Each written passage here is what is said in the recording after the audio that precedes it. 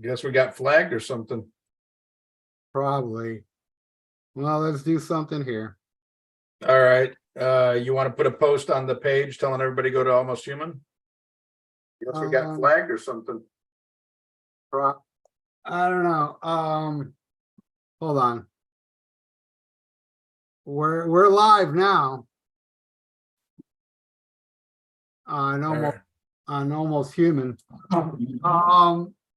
Hey, Schmagamagab, this is supposed to be for the Rock and Metal Combat Podcast YouTube page, but for some reason I can't get on there. So Ian came up with the idea of putting it here on the Almost Human page. So that's me. So if you all don't know, we are oh, you know what I'm gonna do, Ian? What are we gonna do? I'm gonna take this live stream off this channel and put it on the podcast channel when we're done. But we'll be talking to our people, and I'm sure there's a lot of Rock and Metal Combat fans that'll be here. So we got to let them know we're on Almost Human though. Can you get that on? Can you do that for me? As I do? Let me see. All right, let me work on that. You entertain the folks. All right, you do that. We got Future Squash here, who says hello and schmagamagab. And I know Future Squash is part of the RMCP Army. I'm pretty sure he is. And as I can see, there's already 8 people watching us, but only 1 person. Ooh. So come on, people. And tell these fine people to post on Facebook and let them know we're on the Almost Human channel. I found your hiding asses. David Moody said that. And all right, we're gonna let people pile in, and as you're taking care of that, Michael Lynch is here. Hi, Michael Lynch. Hey. Oops. Michael Lynch, your last name offends me. Hey. Zoo Nation. You know who Zoo Nation is, right? Who that? He's an awesome dude, man. He follows us, and he's a big Oasis fan like Chuck Charles. Oh, well, I'm not going to hold that against him. Well, I will be right back. I'll be right back. I had Zoo Nation on the Vieira Vault where we talked about Oasis.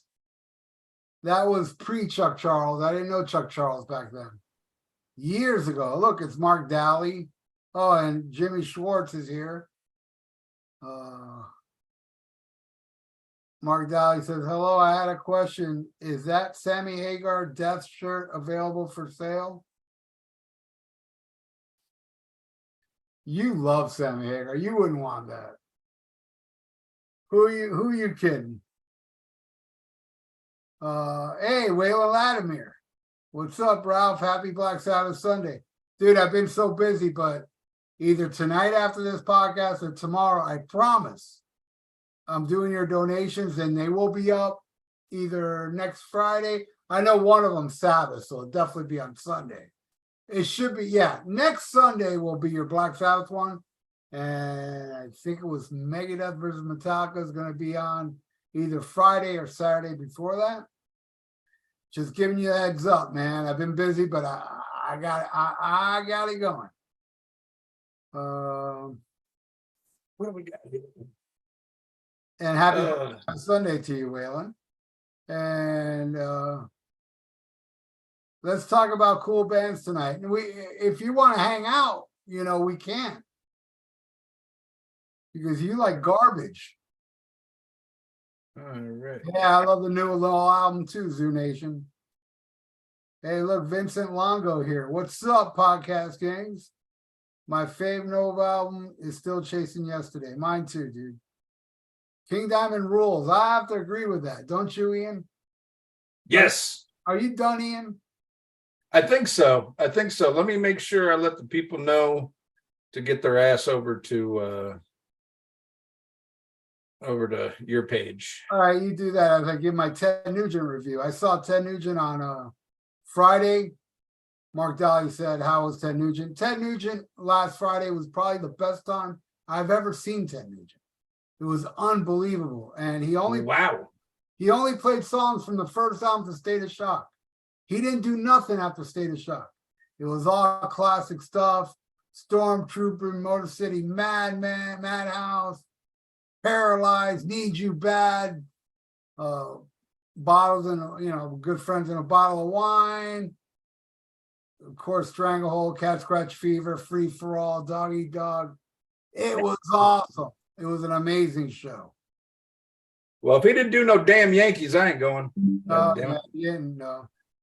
Damien Viona's here, and Ron Dimer. Have you heard the recordings of the first two Sepultura albums by? No, I haven't heard the Cavalera Experience thing. I have. I listened to them both while I cut the grass the other day. You liked it? I dug it. Sounds better. That's for damn sure. Right. Better. Zoo Nation says, what were your thoughts on the Mick Mars Rolling Stones interview? I don't even know. What did Mick Mars tell Rolling Stone, Ian? Do you know? I think he said Motley Crue sucks. Oh, well. I think it's the same shit we talked about last week. He hasn't played on an album since fucking, 1987. He doesn't care if he ever talks to him again. Who gives a fuck? Yo Almo's here, man. What's up, Yo Almo? Mark Daly says he likes damn Yankees. You know that shit's right. Yes, I heard the Last Night Demon. Have you heard it, Ian's Future Squash? No, I got it. I got to check it out. Mark Daly likes damn Yankees. Wow, what a shocker. Yeah, no shit. He wouldn't have liked them if they didn't sell any albums. Yeah, true. That's why he hates the second album. Yeah. What do you think of the band Hammerfall? I love them. Well, he's asking that question to me because if he asks you, you're going to give a negative answer. So, well, I can't really give you an answer. I mean, I haven't really listened to Hammerfall. I might have heard one track, but I ain't gonna lie. I probably laughed my ass off at that shit. Yeah, I'll give you. I already know it. You'd hate it. I hate metal. Are you going to read the comments, or do I have to look at my little phone here? I can do it. Okay. Ted never disappoints. First Nugent versus First Cheap Trick. First Cheap Trick. I love the first Nugent's my favorite, but man, Cheap Trick. Yeah, I'd have to go Cheap Trick, but I love that Nugent. Let's see. Ron Diamond says, I posted that TED show on the Facebook page. Oh, cool. Queen Barb, the rock star, says, what's up, Ralph? Oh, Queen Barb. Yeah, she's cool. She's one of my favorites. And Zoo Station says, BOC's first album or Secret Treaties? Oof. Secret Treaties. That's a hard one for me. That's a hard one. I love them both. Hey, Ralph, favorite Ace interview? The one on Tom Snyder, by far. All right, Sinking Stanley's here. Nuno Salva says, are you guys actually reviewing Kiss Alive 2 today? Or is this just a chill episode? I put up RMCP Alive 2. Right. I saw that. Live stream. That's why I called it that. Yeah. I love Alive 2. Yeah, it's great. Hey, y'all ask questions, we'll answer. You got some question about Alive 2, we'll talk about it. I can tell you, I love Alive 2. Not as much as Alive. A lot of people like Alive 2 over Alive. I don't. Yeah. I love Alive 2. I absolutely love it. And I love the studio songs, even the one people hate. I love it all. Great album. Alive 1 is better though, in my opinion. And just to make it clear, Alive 1 is my favorite Alive. If your favorite one is Alive 2, I really don't care. Right, Ian? Yeah, who gives a shit? Yeah. You're a Kiss fan. You lose either way. Yeah, I used to like 2 better when I was a kid, but the older I got, Alive 1 I like more now. But I love them both. Let's see what else we got. Cheap Trick. Which Kiss member's autobiography is the best? I think they all suck. I thought Peter's was the best. I don't know if I got all the way through that. I think I like I skipped over the beginning shit. I didn't want to hear all that, and then I stopped at him coming in Ace's mouth. That's you know, good enough for me. Volume 4 or The Wall? The Wall. Wow, that's apples and oranges there, but yeah, I'd have to go The Wall.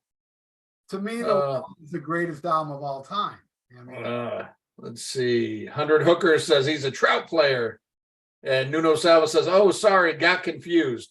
So Nuno's probably going to leave now because it's not a Kiss dedicated episode.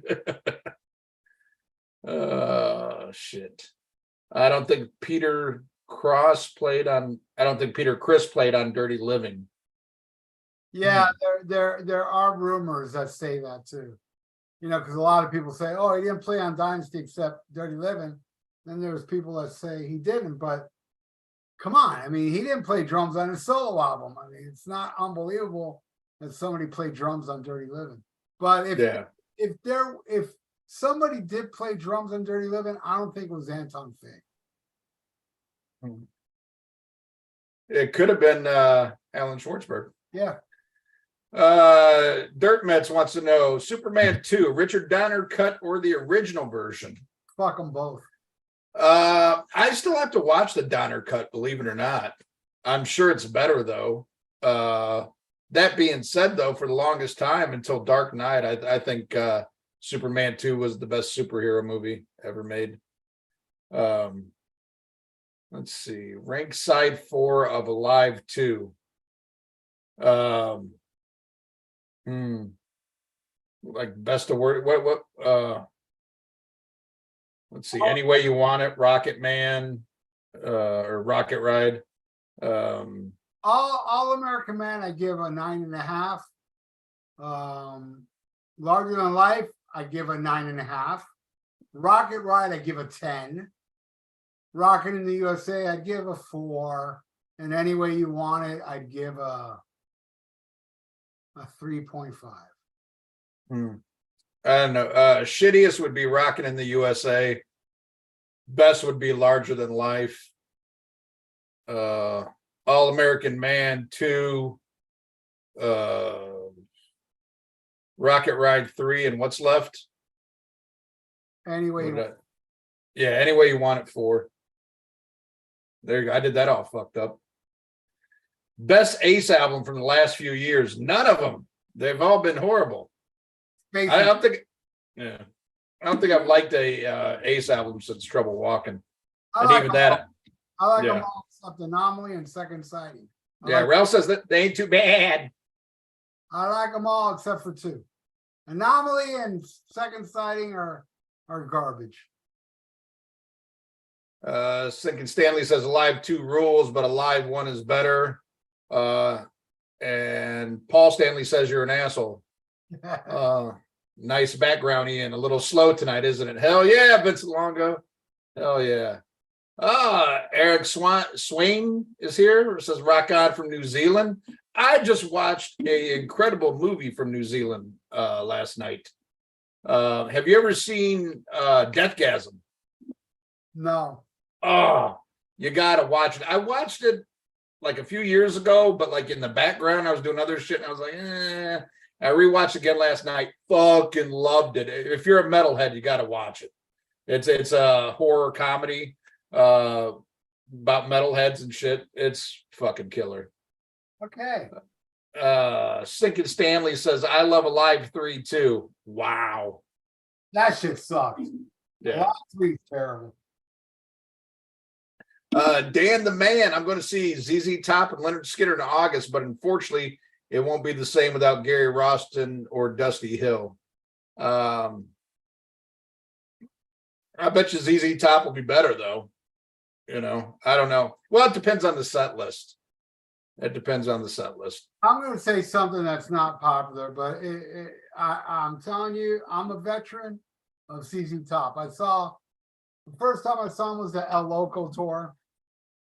I saw the next one, Eliminator, and then I saw I've seen them about 4 or 5 times. The last 2 times I saw them, and it was with Dusty Hill. Billy Gibbons wasn't that good. Singing or playing? Playing. Sings fine. I think the playing is not as good as he used to be. I know it's not popular because they're such veterans and it's hard to say stuff like that. But I felt the same way the last time I saw Warren DeMartini. I was like, dude, that's not Warren DeMartini to me. And I feel the same way about Billy Gibbons. He doesn't play that well anymore. I don't think. Let's see. Side 4 of Live 2 is great, but Alive 1 is amazing. Dirt Mitts. Like Kane, will Ace and Peter join the last show at Madison Square Garden? No now doesn't mean no forever. Who gives a shit? It's not going to happen. If it was going to happen, Gene would have announced it. Did you see the footage from that Ace show that everybody was complaining about last week? No. Like how horrible he was? No. I forget where it was. It said it was really bad. Like on every level. Like the bass, I mean, not bass play, the guitar playing and his singing said it was really, really rough. Sure, the band was awesome though. Yeah. Best lead singer for Yngwie Malmsteen. I think it's Jeff Scott Soto. I'm with you. I don't know. I like all the first three.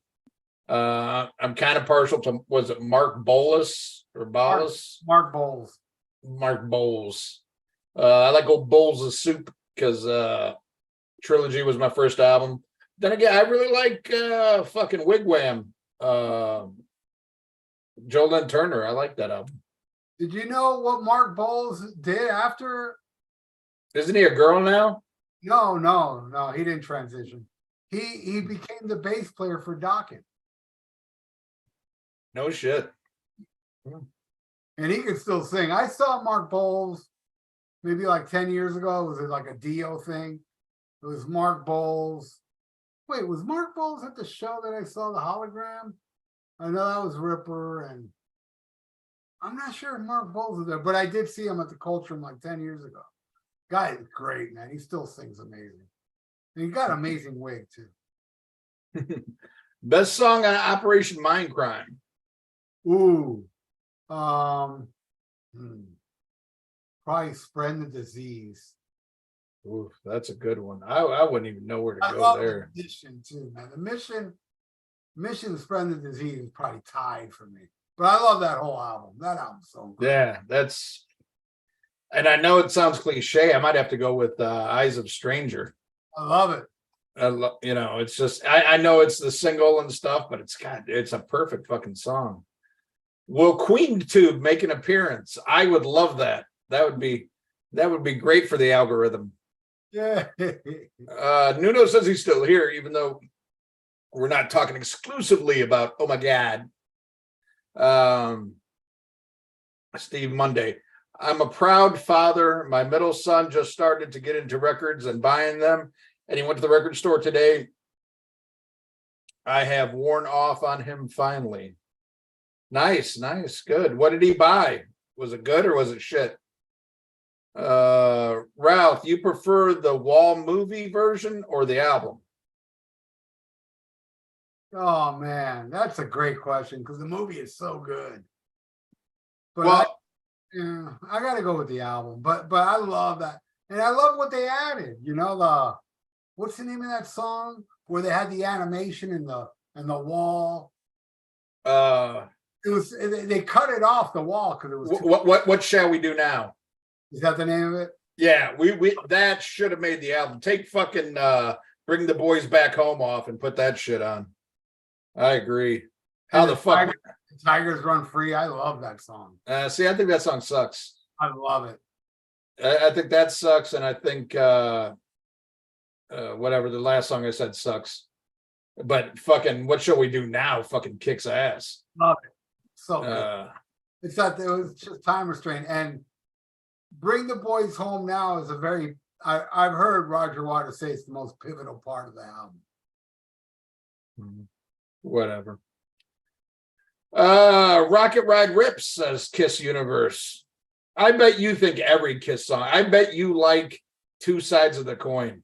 Yeah, write down if you like that. I think Tim Breen likes it.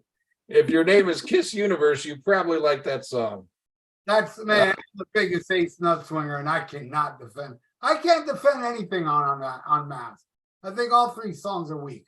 Talk to Me would be the better of the three, but it's not. It's no picnic. Yeah, that ain't no picnic.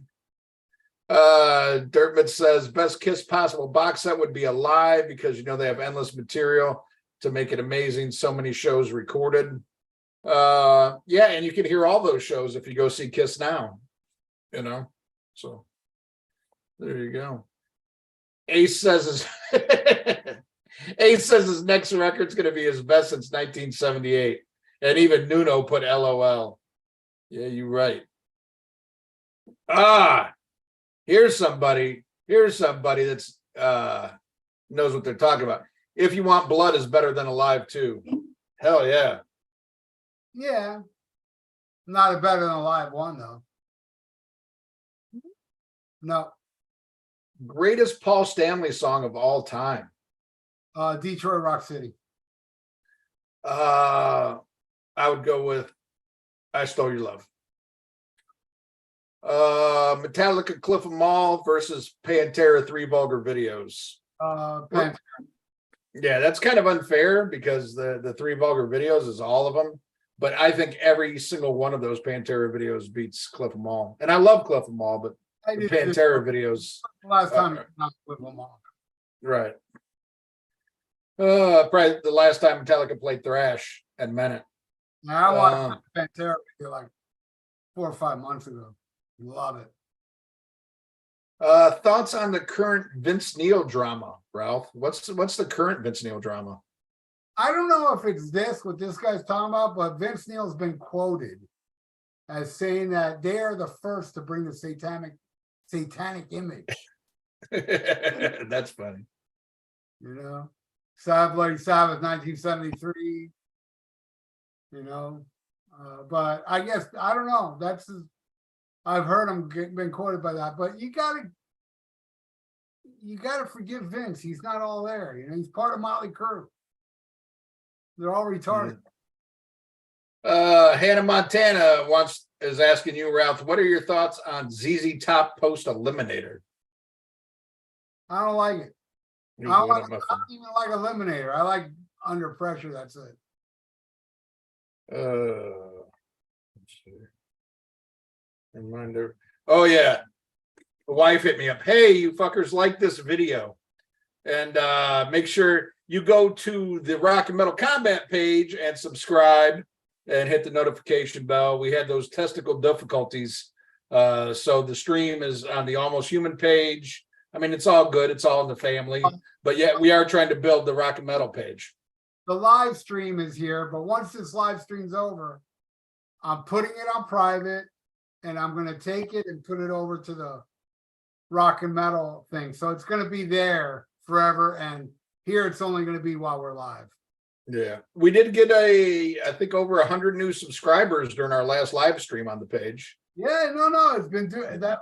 Live stream was awesome, and hopefully next time we do a live stream, it won't give us problems. Yeah, and yeah, I mean, we've got great views for a 4.5-hour video. Best Ripper Owens projects. Judas Priest. Ice Earth, Glorious Burning was the best thing he's ever done. And I really liked his last EP. It was awesome. And I love KK's Priest. I haven't heard the new one yet, but the new song is awesome. And I love the first album. So yeah. Let's see. For Ralph. Not a big fan of the Priest stuff he did, except for the live albums. Yeah. For Ralph, Tommy Thayer or Vinnie Vincent? Vinnie Vincent, to me, is the second best guitarist Kiss ever had. Yeah, I prefer him over Bruce Kulick, Mark St. John, and Tommy Thayer. So Vinnie Vincent is the answer. Look at that live in Rio, Vinnie Vincent doing Dr. Love. That shit's awesome. Sick and Stanley says, hung out with Steve Brown last night, and boy, is my ass hurting. He's producing the new Ace album. He let me listen to some tunes with Anton Fig on drums. It's awesome. Best since Trouble Walking. Fans will be impressed. I'll give it a listen. I'll give it a listen. Let's see. Nuno says Dirt Mitts, there's already a Kiss Alive box set, unless you mean shows they haven't put into albums yet. Yeah, I believe that's what he meant. What would Sabbath sound like if Hoffer joined instead of Tony Martin? Better. I think it would have been awesome. Yeah. Dirtmit says Neil Sean's Journey Through Time is a great live album, maybe one of the best of the last 20 years. I absolutely love everything I heard off of it. Oh, let me tell you something. I bought it. And Yeah. I spent the whole freaking day watching it because it brings a DVD of the full show. Yeah. Unbelievable. You know, the drummer sings a lot more than Rob. Oh, yeah. Dean, he can do it, man. That fucker can sing. You think he can? Yeah. Dude, he sings and hits those drums harder than he hits his wife, and that's hard. You know? No, good shit, man. You know, Greg Rowley, man. It's all about Greg Rowley. Rowley sounds amazing. The whole band. I think it's Marco Mendoza on bass. I'm pretty sure. And he sings too. He sings very good. And it's long, man. Because they go into the pre-Steve Perry stuff. Not too much. They do 5 songs. But then they do everything from Infinity on. Which is some awesome stuff. Yeah, good shit. I would love to see that. And I would get Jonathan Cain out of that fucking band. I tell you, it's cheap, man. It's really cheap on Amazon. I think it was like $12, and it's 2 CDs and a DVD. Awesome. And none of that money goes to the Lord Jesus Christ, unlike if you buy a Journey album. So, you know. I guess this goes out to me because I know you don't listen to this shit, Ralph. But thoughts on New Queens of the Stone Age? Very disappointed. I don't think it's a horrible album, but and I think I said this previously, he needs to sack the band that he has now. He's used, you know, Queens used to be pretty much Josh and the greatest people he could get to guest and ride on. And the last 3 albums has been with the same band and less on the guests. And it's too much same. I mean, it's never been as good as when Nick Oliveri was, because you had that yin and yang, I think added a lot. But it's not horrible, but it's not groundbreaking like I think, their early albums were. Dirt Mitts, Old Queensryche is amazing. I agree. Mean Metal Mike, AC/DC live Paris movie versus Song Remains the Same, Madison Square Garden. Easy. AC/DC. Hands down. Yeah. Steve Mundy. He's got a case of the Mundys. The Wall or Boston's first album? The Wall. Ouch. The Wall is the greatest album ever. That'll always be my answer if you put The Wall against anything. Yeah, again, I think it's apples and oranges. I would have to say The Wall, but first Boston's fucking flawless. Ralph, this is from Future Squash. Ralph, I know your favorite song on The Warning is Roads to Madness, but what's Ian's favorite song off The Warning? Oh, let me answer that one, Ian. Okay. Take Hold of Flame. Yep. There you go. See, I got your answer there, Future Squash. Yep. I'm trendy with that one. That would be my second favorite off that album. My second favorite Queens rock song overall would be Take Hold of Flame. And my first would be Rose. And I know a lot of people like The Warning. It's never like clicked with me. I don't hate it, but I would take the EP over it. The EP I listen to all the time. Ralph, first album you purchased with your own money that you worked for. Does Sucking Cock count? Yeah, that's work. It is the way you do it. First album you purchased with the own money that you actually earn, not that shit Daddy just gave you. Daddy never gave me shit. Let me tell you all my little sob story. All right. When I was a little kid, on the weekends, when I didn't go to school, my dad would wake me up at 7 a.m. and take, because he was he owned a landscaping business. My job was to go out and pick up all the rocks and papers before he cut the lawn. And we did it everywhere, at Winn-Dixie, at all these different places. And then at night, I'd tell my dad, Pops, are you ever going to pay me? And he said, and he pointed at the roof and he said, you see that up there? That's your. So the very first thing I bought were money I earned, not from my dad who ripped me off, but my dad would at least lend me the lawnmower and I would go cut lawns on my block.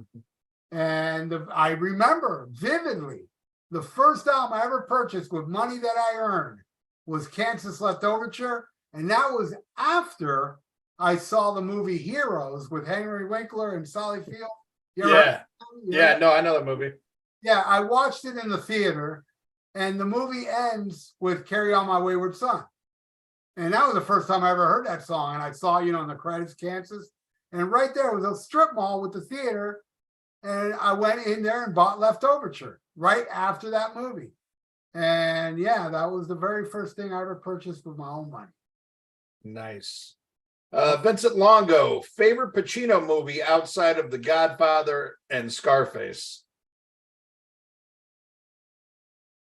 Dog Day Afternoon. Ooh, that's a good one. Man, I'm just. Serpico is awesome. Yeah, Serpico's awesome. I go Dog Day Afternoon. I love Carlito's Way. Big Carlito's Way fan. And I'm a raging homo. I love Cruising. Cruising's a great movie. Cruising was the one with the gay movie, right? Yeah. You say it like it's a bad thing. No, I didn't say it. Wendy O. Williams versus Lita Ford. Wendy O, baby. Yeah, Wendy O. Let me go freshen my drink. All right. Let's see. Best Paul Stanley song. We already answered that. Yeah. Dave Moody. I love Mother version, also on the movie The Wall. Not bad. Anything's better than that. The version on Roger Waters Live, the one he did in '90. That shit's fucking horrible. That shit's so bad. It should have been released as Pink Fraud. Let's see. I like Two Sides of the Coin. Haha, not sorry. Let's fight Joltons. Two sides. Really, Dirtbits? You hate Dokken, but you like fucking Two Sides of the Coin. Jesus Christ. Future Squash. Did you guys like the Overkill live album where they played Field of Fire and Horoscope in its entirety? I loved it. I love it. I have them both on double vinyl. First day buyer. I do not know if Ralph has heard them. By the way, I'm going to go see Overkill next week. Good for you.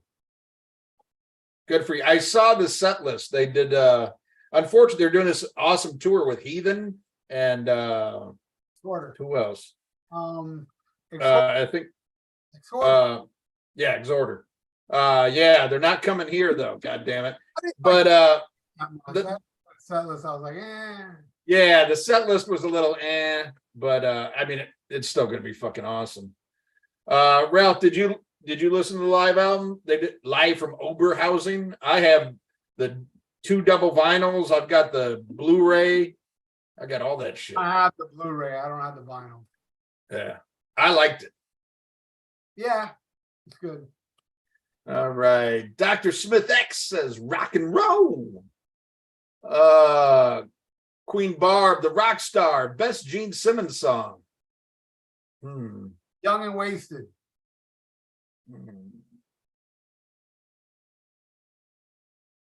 Do you mean Kiss song or like solo song? What the fuck?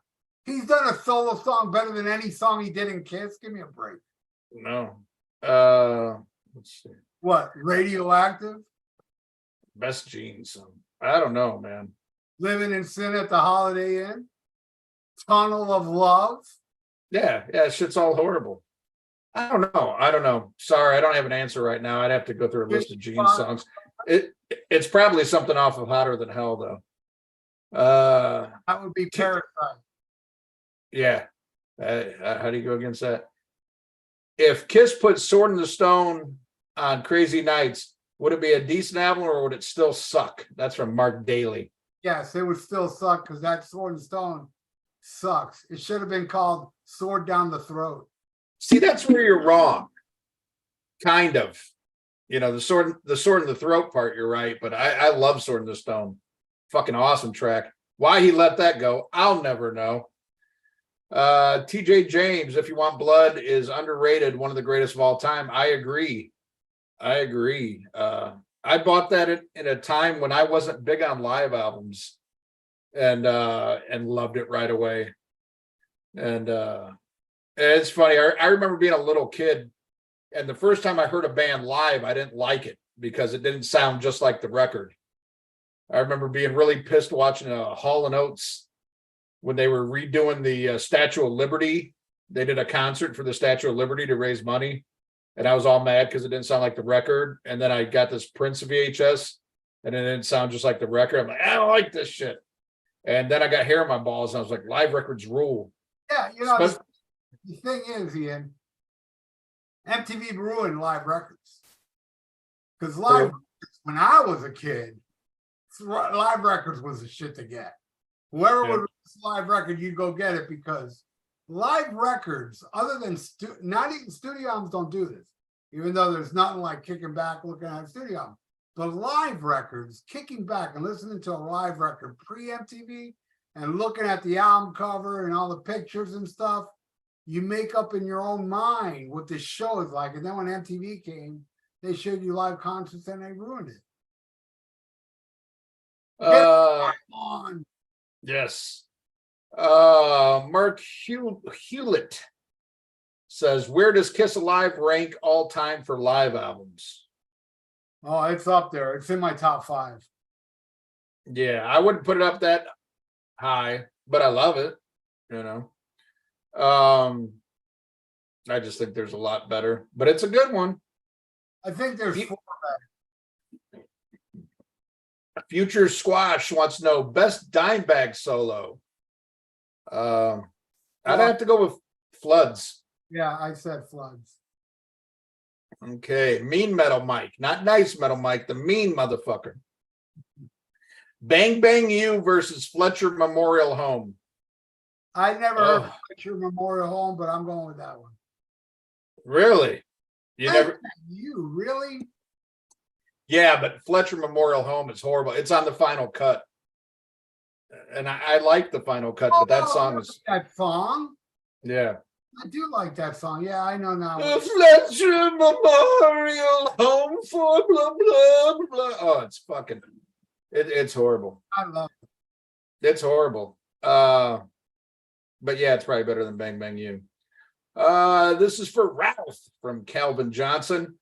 Who's the biggest band Thrash or Die supported?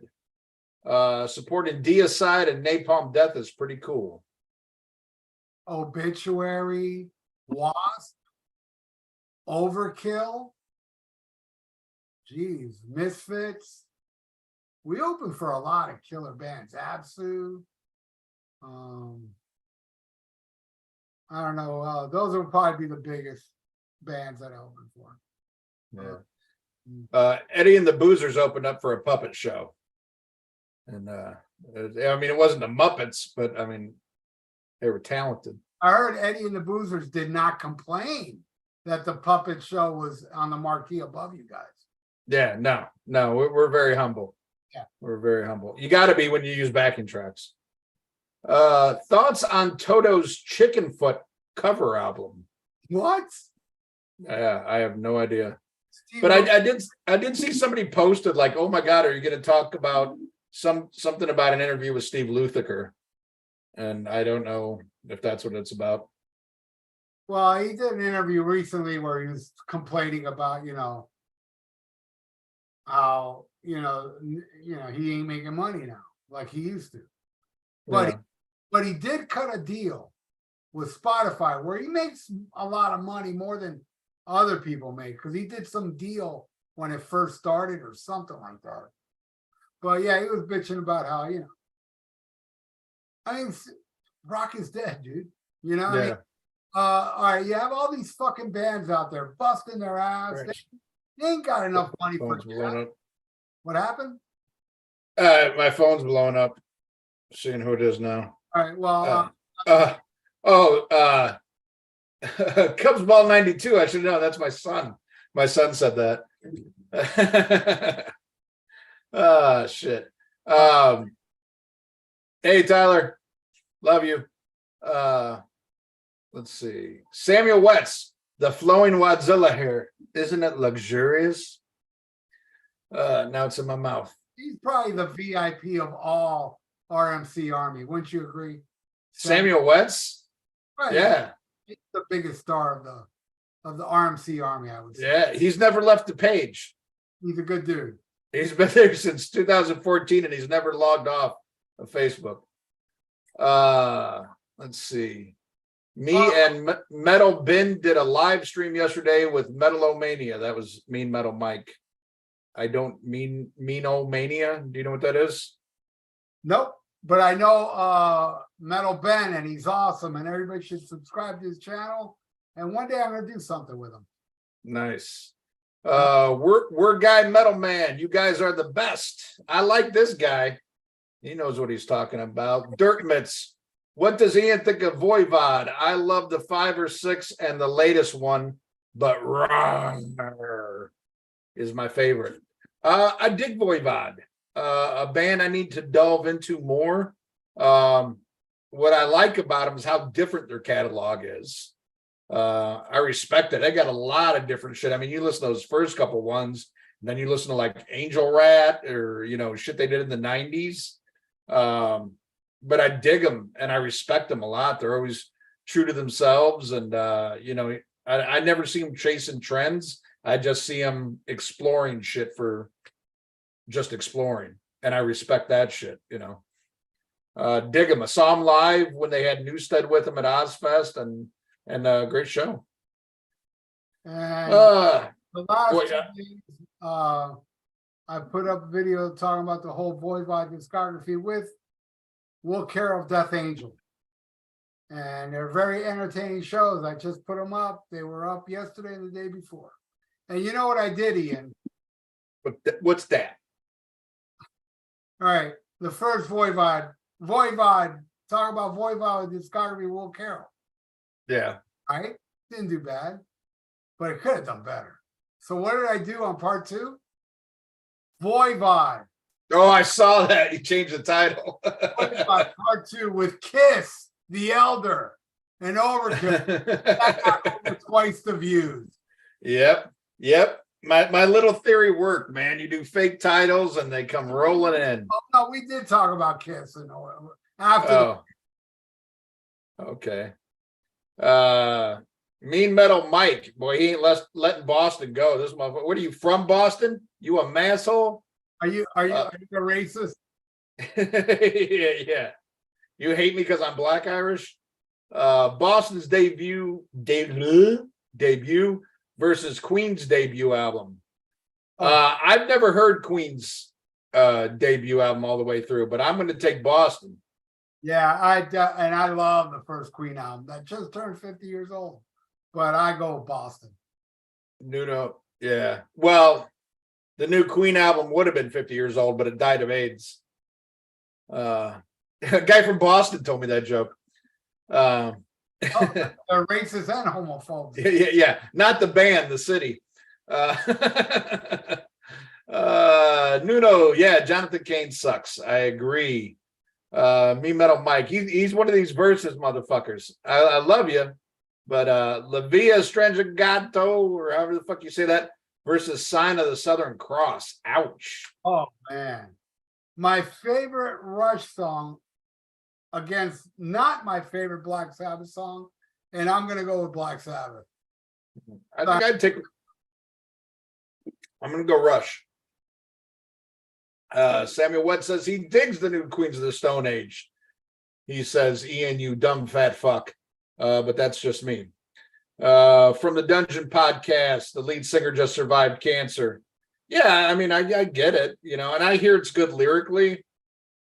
And I do love Josh Homme's lyrics, especially the way he turns a phrase and his his little puns are incredible. Reminds me of Bon Scott and David Lee Roth. But musically, I just found it kind of treading water with their past releases. But that's just me. Hey, Caius or fuck off. Let's see. Synorkis. That Synorkis. That reminds me of like a death metal band where you can't read the fucking logo. It just looks scary. But Synorkis says, think we'll get an Oasis reunion, Ralph. Yeah, definitely. When they run out of money, which is going to be soon. Soon, because Noel's getting a divorce. Yeah. Oh, that'll do it. And all his interviews in the past were like, never gonna happen, never gonna happen. Yeah. Now he's saying shit like, oh yeah, that'll happen. Liam's got to call me though. He's already open to it. He needs the money, man. Hannah Montana Hales. What's your favorite song off Welcome to My Nightmare by Alice Cooper? I don't know that album that well.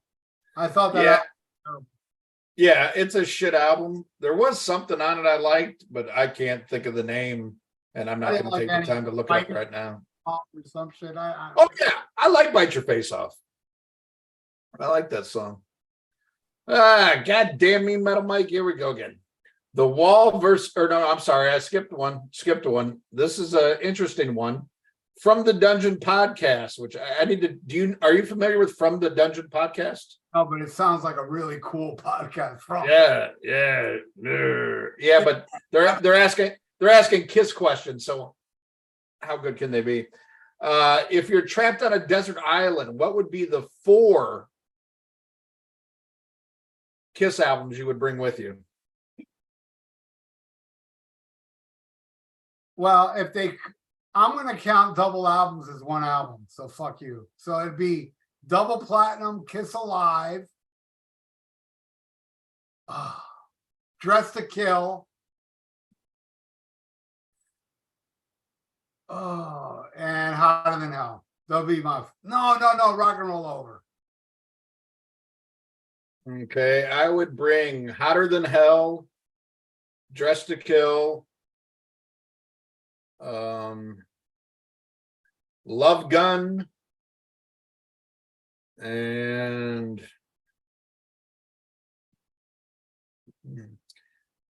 Hot in the Shade, because I'm on a desert island, just kill myself, nobody's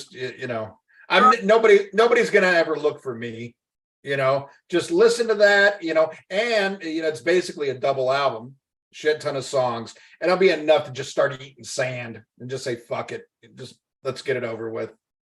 You can take all the albums you want. There's no power at that desert. You won't be able to hear them anyway.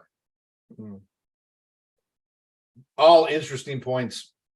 The Wall versus Heaven and Hell. I'd have to take The Wall.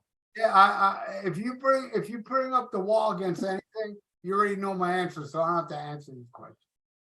The Wall's in every album ever made, in my opinion. Tim Saunders wants to know Riot's Fire Down Under or Torch's self-titled. I'm not too well aware of the first Torch album, and Fire Down Under is probably my top 10 of all time. So, yeah, I'm not familiar with them either, so I'm going to go Riot Fire Down Under. Great album.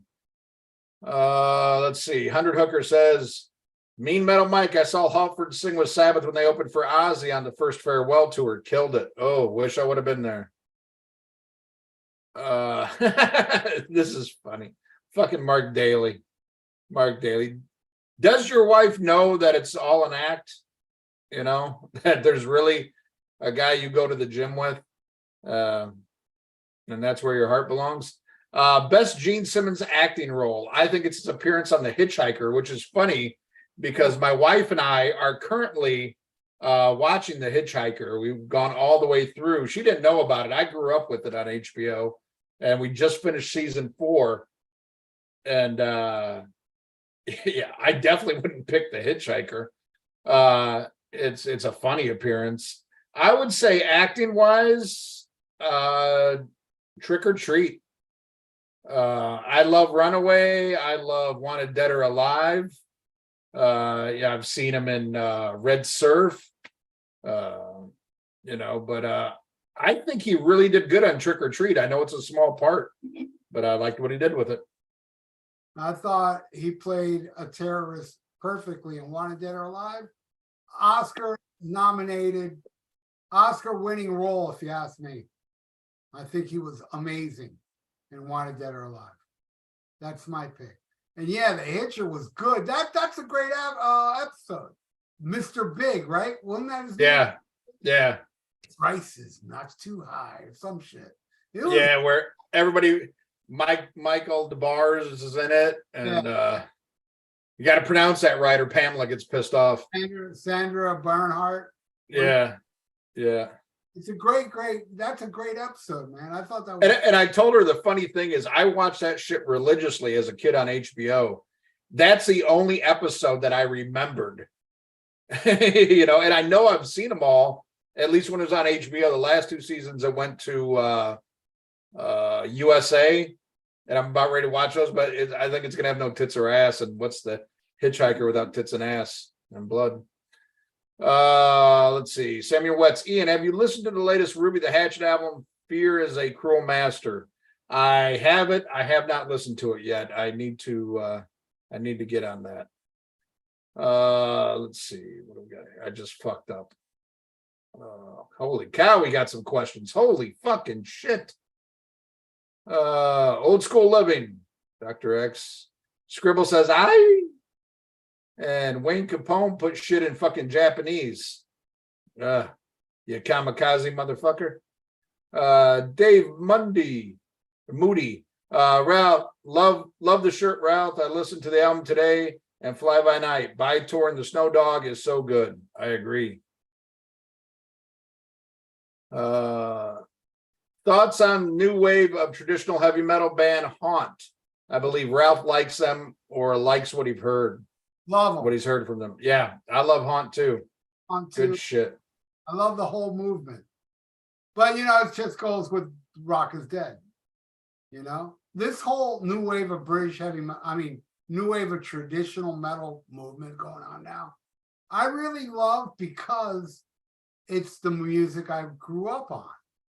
It's that traditional metal greatness that all the kids would rather listen to, like a song with a 10-year-old girl in auto-tune. So Rock is Dead.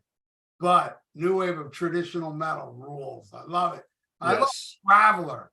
Traveler is probably my favorite of the bands. Good shit. Dr. Smith X says Ralph loves Shandy. Ha ha. Yeah. And Nuno Salva says, I like Shandy too. And Shrug says he added it to his top 10 of the year for 1980. I wouldn't go that far because 1980 was the greatest. Yeah. I think Nuno only listened to 9 songs from 1980. Yeah, to me, man, Unmasked is not worthy to be a 1980s album. Even though it did come out that year, it's still not worthy compared to what came out in 1980. Unmasked sucks. Thank you. Yeah. Put Unmasked against Women and Children First, and Heaven and Hell, and British Steel. The first Iron Maiden. Iron Maiden, yeah. Steel. Yeah. Angel Witch. Come on, get out. Yeah. Let's see. Kyron Golston. Hey, Ian, do you like the band called The Sweet? Because if so, what's your favorite album by them? And I wish you guys could review a Sweet album on one of your episodes. I like the Sweets. I'm more of a greatest hits guy. I have them all. I have not delved into them. Dr. Smith says to each his own. Oh, one thing I want to bring up though. Oh my God. I had a moment last week that was, I haven't had this since I was a little kid, really. And it was funny. Somebody commented on, when I guested on your channel, when we did the Led Zeppelin, and I talked about first time hearing Over the Hills and Far Away, and Driver's Ed, and how magical it was. Well, I heard this Golden Earring song the other day. I recently got their whole discography, and I put on this album that my dad had in his record collection called Grab It for a Second. And it always stuck out because he had 2 Golden Earring. We had 3 Golden Earring albums. One didn't have a sleeve. The other one was Moontan that showed a girl's boobs, and the other one was Grab It for a Second, and it had, you know, a pretty girl on the cover. So I always remember that when I got these, I loaded them onto my phone and I had it on shuffle and I'm driving around, and the title track for Grab It by a Second, or Grab It for a Second, came on, and I was blown away. I was blown away by how good this song was. And I had to listen to it like 4 times in a fucking row. It was just perfect hard rock. It's not metal, but it was just perfect hard rock, great song structure, great guitar, great vocals. I was just like, oh fuck, where's music like this? And I can't stop fucking listening to it. And I kind of skimmed through the rest of the album. Not bad, but this one song, just like, I love that magic that you don't get that often, especially at my age of hearing something, and it kicks your ass. But this one did. So, yeah, that's what I get out of the suite. Go check out Golden Earring. Grab It for a Second. Are you familiar with that album, Ralph? No, I'm not. I'm not familiar with Golden Earring except for Twilight Zone, and what was their hit? Radar Love. That's all I know about. Right. I dig both songs. I love Twilight Zone. Oh, I love that song. Nuno Salva, does Parasite count as a Gene song, even though Ace wrote it? Yes, because Gene sings it. Yes. For Ralph, do you think that the last of the Hardman album is the worst you've ever heard, even after hearing full albums from Slipknot, Bush, Live, and Blur? No, I changed my mind. I still think it's worse than Bush and Blur. I mean, those are terrible albums. But Slipknot has to be the worst thing I've ever heard in my life. And it's the first 2 albums, and everybody claims that's the best stuff. Iowa and whatever the first one's called. Yeah. It is by far the worst thing I've ever heard in my life. That it got so bad that in the middle of it, I actually missed Sammy Hagar. That's how bad. Slipknot is hands down the worst shit I ever heard. Worse than Last Hard Man. And Last Hard Man is second worst. I have that. I've never listened to it. But funny Slipknot story. So I do this thing when I'm getting ready before the show, and I'm setting up all my gear and stuff, because I bring my shit out to the garage and everything. And I'll just like go through my iTunes, and I've got like 20,000 albums on there, and I'll just scroll through and stop and then pick one. And it landed on, right around Slipknot today. And I remembered that I liked that one song I heard off the new album, Adderall. I'm like, let me put that on. So I put it on. But I had all this other shit I had to do on the computer. I realized I waited way too late to get everything set up and going. So I don't have time to change what I'm listening to. I'm doing all this other stuff. Holy fuck. Every other song that came on after that one song that I liked was fucking horrible. And I was thinking of you the whole time. I was like, fuck, I ain't got time to fuck with it right now, but this is some shitty fucking music. Oh my God, Slipknot. Fucking terrible shit. Although I do like some Iowa. Let's see, Samuel Wetz.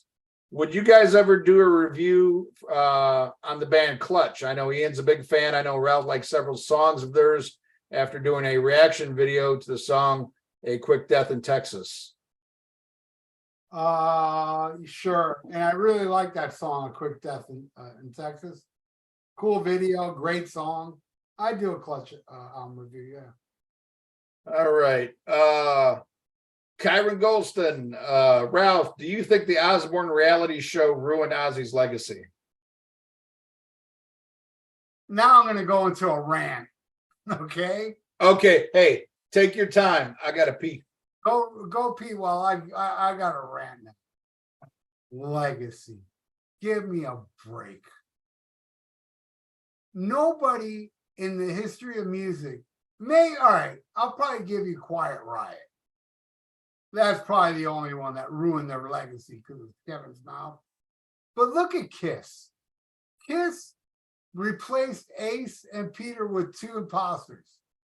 They're still selling out everywhere. What legacy did that ruin? And what was the band now? I forgot what band you were talking about. If they ruined their legacy, I don't remember what band it was, but whatever band it was, it didn't. I mean, this whole thing of bands, I haven't seen proof because they're all right. I'll give you great examples. Metallica. Oh, Metallica ruined their legacy with the Black Album. They're playing stadiums. How is that legacy ruined? You know? So the answer is no. Let me get on the phone here. Let's see if I can find some questions while Ian's away. But no, I don't remember. I'm sorry. Of I'm going to check right now to see what band you asked. If they ruin their legacy. Let's see. God, these texts are so small. I don't have my. Wow, a lot of questions here, guys.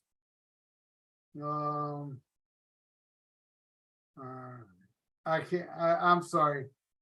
If you want, write it down again, and I'll let you know that they did not ruin their legacy. I don't know where we are now, but all right, I'll ask Ian once he gets back on the med. Hey Ian, what band did he ask me if they ruin their legacy? Oh, Ozzy Osbourne. no. Look, Ozzy Osbourne was about to play in a wheelchair at some festival. People were going to go see that shit. It didn't ruin no legacy. Yeah, the Osbourne show. Osbourne show made him look like an idiot where everybody thinks Ozzy's a buffoon because at the times the Osbourne shows were being filmed, Ozzy was on a lot of freaky, crazy medication from the doctors that he was always zoned out. So they made it look like Ozzy was always that way, but Ozzy wasn't that way. He was only that way about like, I don't know, 18, 19 hours a day, wouldn't you say? Yeah. Yeah, good 4 hours of sobriety there. I mean, if Ozzy's music hasn't ruined his legacy, that show's certainly not going to do it. I mean, it sucks, but it did bring him to a whole new audience.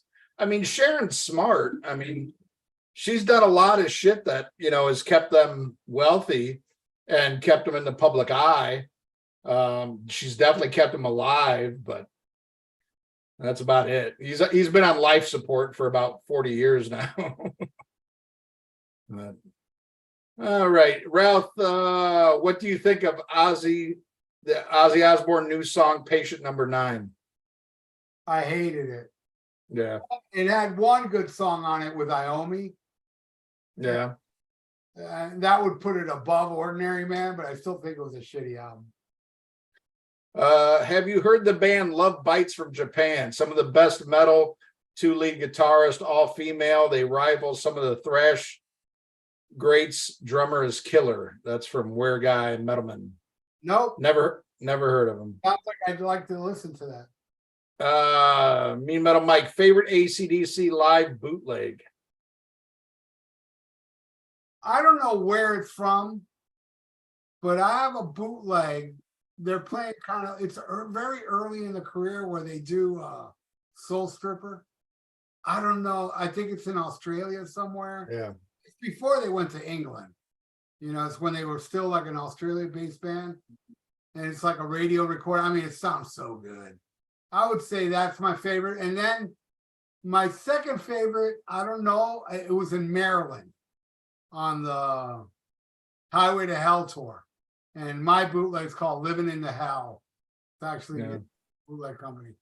That's an awesome show too, where Bond gets in a fight with a security guard. Pretty badass. I loved it. I don't know. I'd have to go through. I've got some great AC/DC bootlegs, both with Bond and with Brian.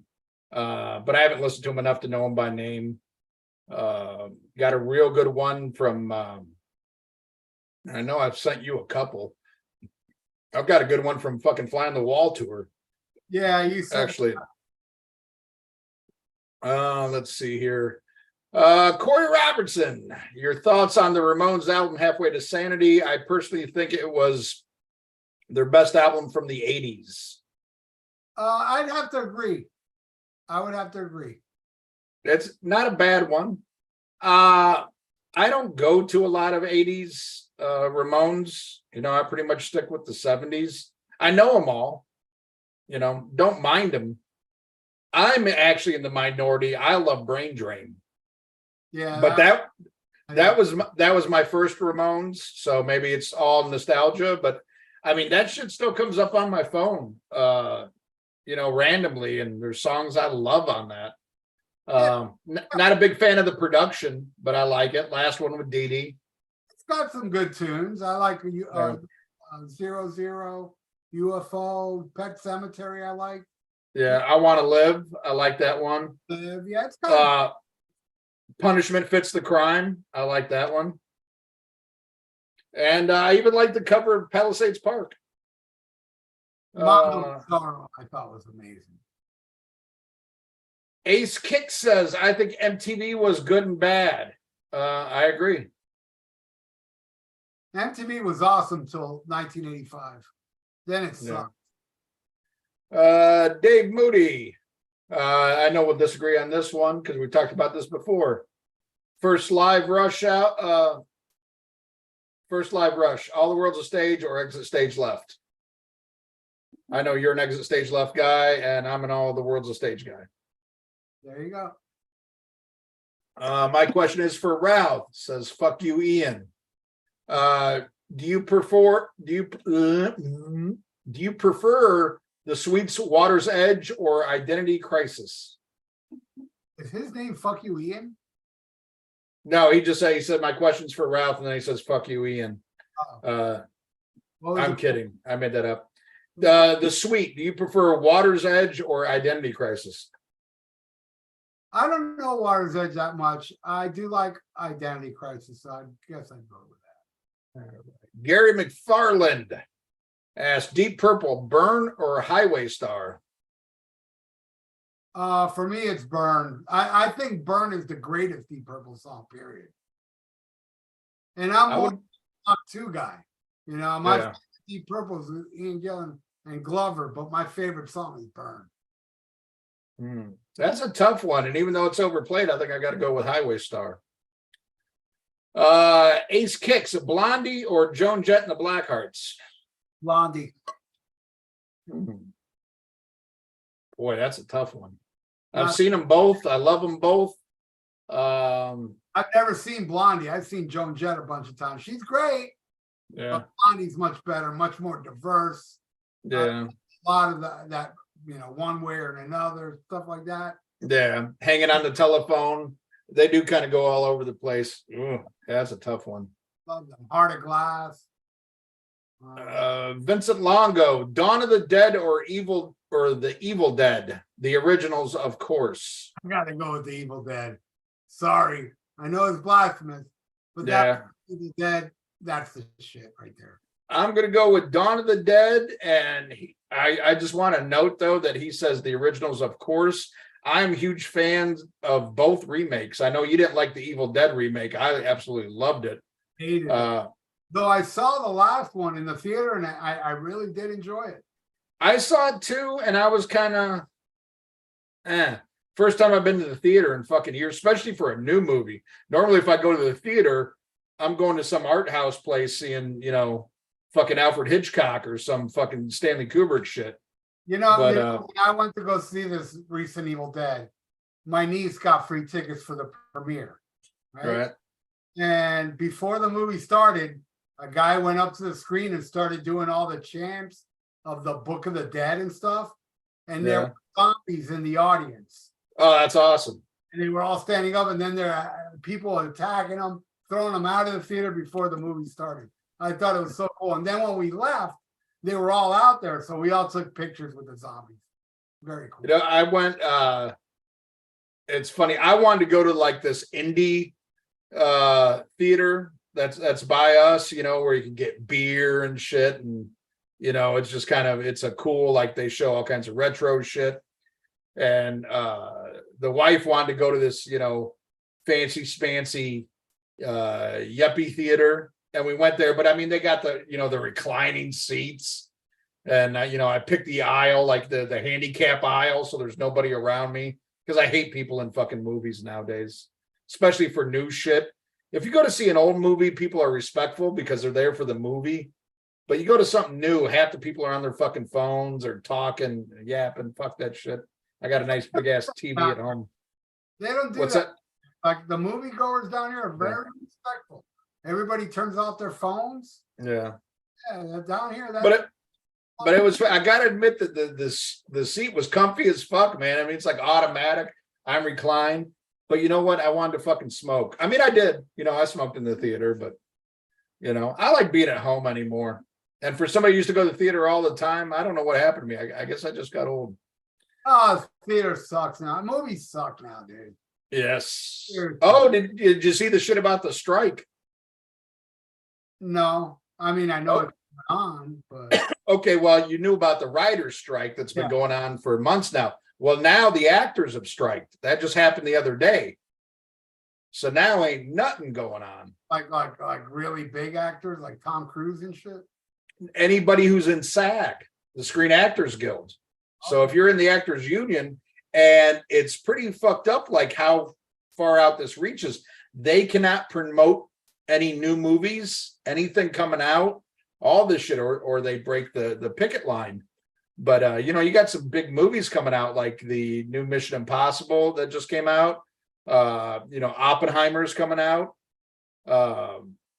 You know, but nobody's allowed to promote it and shit. It's some weird shit. But I'm hoping the whole system crashes and then they stop making all these mega fucking $300 million fucking Fast and the Furious movies and superhero shit. It goes back to good stories. Yeah, but that good probably won't happen though. Good stories don't sell. People love. We live in an age where people just love phony shit. People love music by computers. People love remakes. You know, it's just we are dead. Our taste in movies and music is dead. Yeah. Get off. Yeah. Mick Watkins. Ow. Yeah. David Lee Roth's voice. What's up, dudes? Dick Twatkins, motherfucker. Yeah, Mick Watkins. Check out his band Wild Ride. They rule. They do. They do. Check out type in Gasoline Alley Wild Ride. They are so amazing. They kick ass. They're getting ready to change their name to Sammy Hagar Sucks, and I think that's a much better, much better name. Forgot to tell you, Mick Watkins, who, you know, somebody we love, but we got to meet this motherfucker. I got some new news on Rockin' Pod. So Rockin' Pod, the next one is going on, but it looks like it's not going to be in March like this past one. They're going to move it up to the week after 4th of July. I think that's a smart move myself. Yeah, if you guys want to fucking meet us, go, because who knows how much longer this is going to go. You know, I hope it keeps going. But yeah, some news for you. Start saving your shekels now. You got to rent a house, Ian. Yeah, we're gonna. But what sucks is we were gonna put it in somebody else's name, but that got fucked up. So now we're gonna have to find somebody. That's gonna be the new VIP. Is whoever puts the house in their name. You automatically become the VIP. And if you got a car, even better. My son says, "Yo, mama." My son is watching. Little do you know, right now, Yo Mama is in lingerie waiting for me in the bedroom as soon as I'm done with this show. You heard that? You heard that? That's a real talk. That's a real talk. I love you, buddy. I love you. Ian's about to bang your mom, and that person I wrote, he's about to bang your wife. Your wife's a whore. Damien Vivona, what's your favorite Angel album? Hell of a band, I would say. Yeah, either that or the first one. Yeah, the first one. No, I go with the first. Chiron Colston, Journey, Arrival or Revelation? I'm not that familiar with either one. I don't know either one. Which one's Arrival? Sounds familiar. I think I own Revelation. It's all right. I guess I'll go with Revelation. Wow Wow West says, "Hey Mick, let me get one of those little kings, LOL." Hell yeah, Little King's Rule. Word Guy Metalman. Rock moved to Japan. Okay. Huh? Dr. Smith X, real question. What was your music after you got your heart broke for the first time? I don't know. I don't remember, but I'd say my go-to songs are AC/DC Ride On, AC/DC Kicked in the Teeth Again, and that's about it. Those are the two perfect songs for Harding. My first song, like sitting in my room feeling sorry for myself, and I think I was like in grade school or junior high. Love's a Bitch by Quiet Riot. I listened to that shit like that was some well-written poetry. It is, man. Fuck Yeah. Like a cat with diamond eyes. Do you guys like Exodus' last album, Persona non Grata? I like it better than Ralph. Not really. Samuel Wetz, I've been on the page since 2017, huh? Yeah, but you've been on Facebook since like 2000. You were on Facebook before I got here. You guys are the reason I got on Facebook. Okay. Be cool or be podcast out, says Love Voivod. Dr. Smith X says mine was Black Sabbath. Black Sabbath. I was a dark teen. Must have been the first album with their money. Samuel Wetz, big fan of Voivod. Their latest album is my favorite of last year. Gary McFarland, Blue Oyster Cult, Godzilla or Monsters? Ooh. Oh, I gotta go with Godzilla. Monsters is awesome though, but I gotta go with Yeah, I'm the same. McLaughlin says I would have picked Black Blade over Godzilla, and I would have picked Unknown Tongue over Godzilla. Interesting. Mick Watkins, Wild Wild West are getting drunk and celebrating. Future Squash, Tom Sawyer by Rush or Nightcrawler by Judas Priest? Oh, Two Nightcrawler. songs. I don't like Tom Sawyer. I love them both.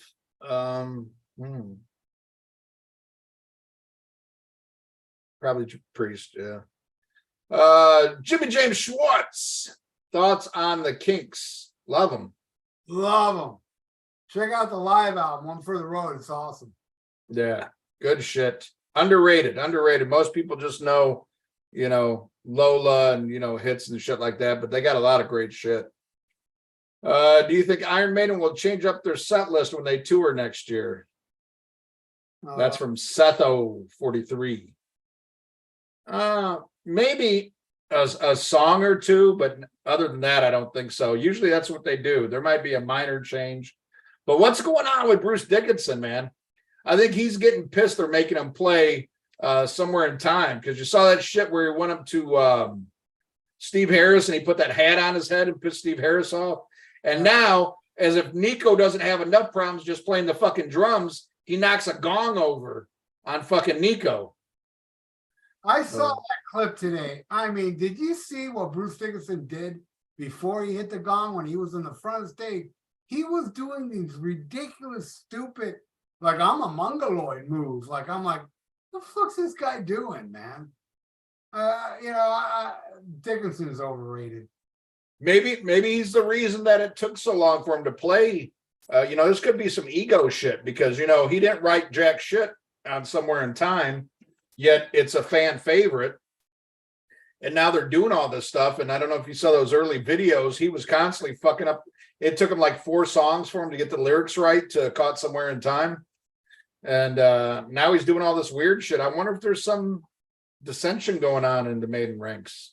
I don't know. All I know is that he was doing moves that even Janet Gears was like, what are you doing? Calm down. Seriously, more ridiculous than Janet Gears, what Bruce Dickinson was doing. Jake Hamilton says Fear, the Aries. I think he might have spelled that wrong. I don't know. Love Fear. So does Ralph. Chiron Colston. My question is for Ian. Do you have a favorite Paul McCartney solo album? Yes, his first solo album, McCartney. Mean Metal Mike, thoughts on Bill Ward's and Geezer Butler's solo albums? From what I've heard of them both, spotty at best. I don't really care for Geezer's first one with Fear Factory guy on it. I like some songs on Black Science. I thought Homework sucked, even though I pre-ordered an autographed copy. Bill Ward's, I've heard a little bit. I know you love Ward 1. I haven't listened to it all the way through. What I heard off of Acoustic Beats or something, whatever his last one was, what I heard was absolutely horrible. And he doesn't drum on any of them. He just sings. But I do like his voice. He drums on. Does he? Yeah. But I'll take Iommi solo shit. Jake Hamilton says, Fear the Record versus the first Ramones. Oh. I love them both, but I got to go with Ramones. Yeah, me too. Slightly. But yeah, the Ramones. You're trapped on an island. Pick your favorite album, then you have to die with your 3 worst.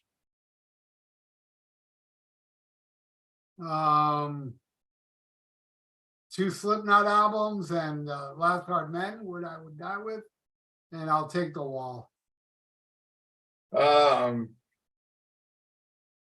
Let's see. For my favorite, I'll take Van Halen, Fair Warning, and 3 worst. Pick any 3 albums with Sammy Hagar. Chris Sinzak, the Polak. I don't even know if God damn it, I just hit it again. We are so behind on questions. We got tons of fucking questions. Holy shit. We're gonna have to tell people to stop asking questions so we can catch up eventually. Yeah, we're gonna have another fucking 10-hour show. Sinzak wants to know Sonic Boom or Turbo Faster. Turbo Faster by far. Yeah, let's tell a story of that shit. There was a group called Kiss Kiss Kiss and whatever Kiss on Facebook. So I put up Turbo Faster, the first Turbo Faster album, against Kiss Asylum.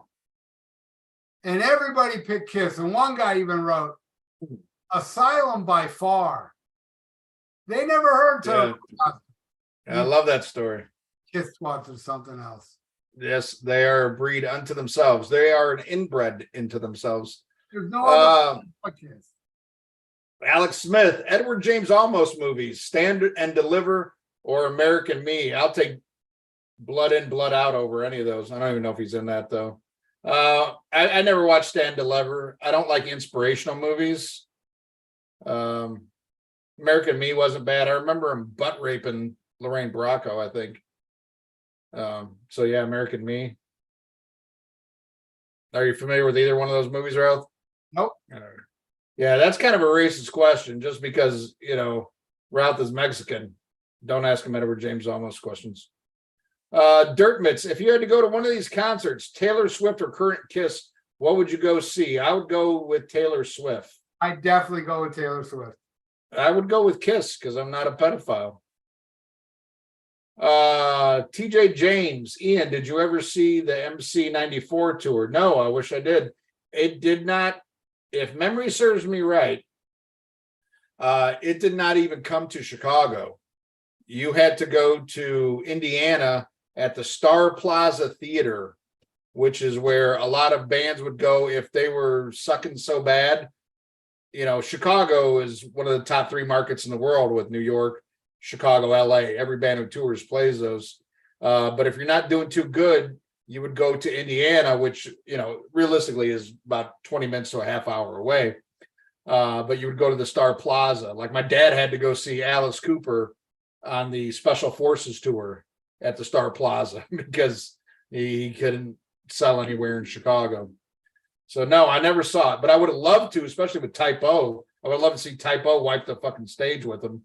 Even though I think it probably, I watched some bootlegs. I mean, it's all right. I don't know. It's a fucking clusterfuck. It's Motley Crue. I've never seen a good bootleg of the 94 show. It all sounds horrible, too distorted. It's a loud show. You can't make out how good they were. with the boomer. Yeah. Dr. Smith X, Gene's acting sucks. Joe hurt me. Love the Wasp top 10. Very fun episode. Fun episode. Thank you. Love that one. How come nobody ever talks about how good Fastway Trick or Treat soundtrack is? TJ James. I do all the time. Yeah, I don't think it's that great. Yeah, I love it, and I am so excited for the 4K of Trick or Treat that's coming out hopefully later this year, if not the beginning of 24. Love it. Love the movie. Terry Thompson, love all 3 songs, 3 Ace songs from Unmarked. I think he means Unmasked. My son, Wadzilla, will you have a job in 2023? Asking for a friend. I don't know. This is my job. I'm retired. Sammy Wetz, nice. Kind of figured Ian Doug's haunt because I know he loves a lot of modern traditional metal bands like Night Demon and Ambush. Yes, I do love them. Tommy Meyer, Kenny Loggins or Boz Skaggs. Love them both, but if you're going song for song, I got to go Loggins, baby. I gotta say, fuck them both. There you go. Thoughts on the new Night Demon album, Outsider? I have to listen to it, Ralph. I think you said you dig it. Yeah, it's all right. It's just all right. I like the other ones more. I'm kind of like, it's not. I don't think it's horrible, but I don't think it's as good as the first 3 albums they released before. Hannah Montana Hales, what's some of your recent music purchases? I can't even remember the last album I bought, but man, I downloaded a shitload. I killed rock and roll. I bought that Journey album. What else did I? Man, lately, like Jackson Rowdy, man, he's been getting me some good stuff. New Jag Panzer he got me. That's amazing. But he's talking about stuff you actually forked money over for. Yeah, well, the new Journey was one of them. Oh wait, I know I bought something new recently. I would say mine is Albert Bouchard, the second Imaginos. It did so bad I couldn't even find it to download, so I had to buy it. Oh, even though I don't like it, I bought the Ghost covers EP. I liked one song off it, but I did buy that. And I'm sure I bought something else that came out recently. I can't. Oh, the new Night Demon.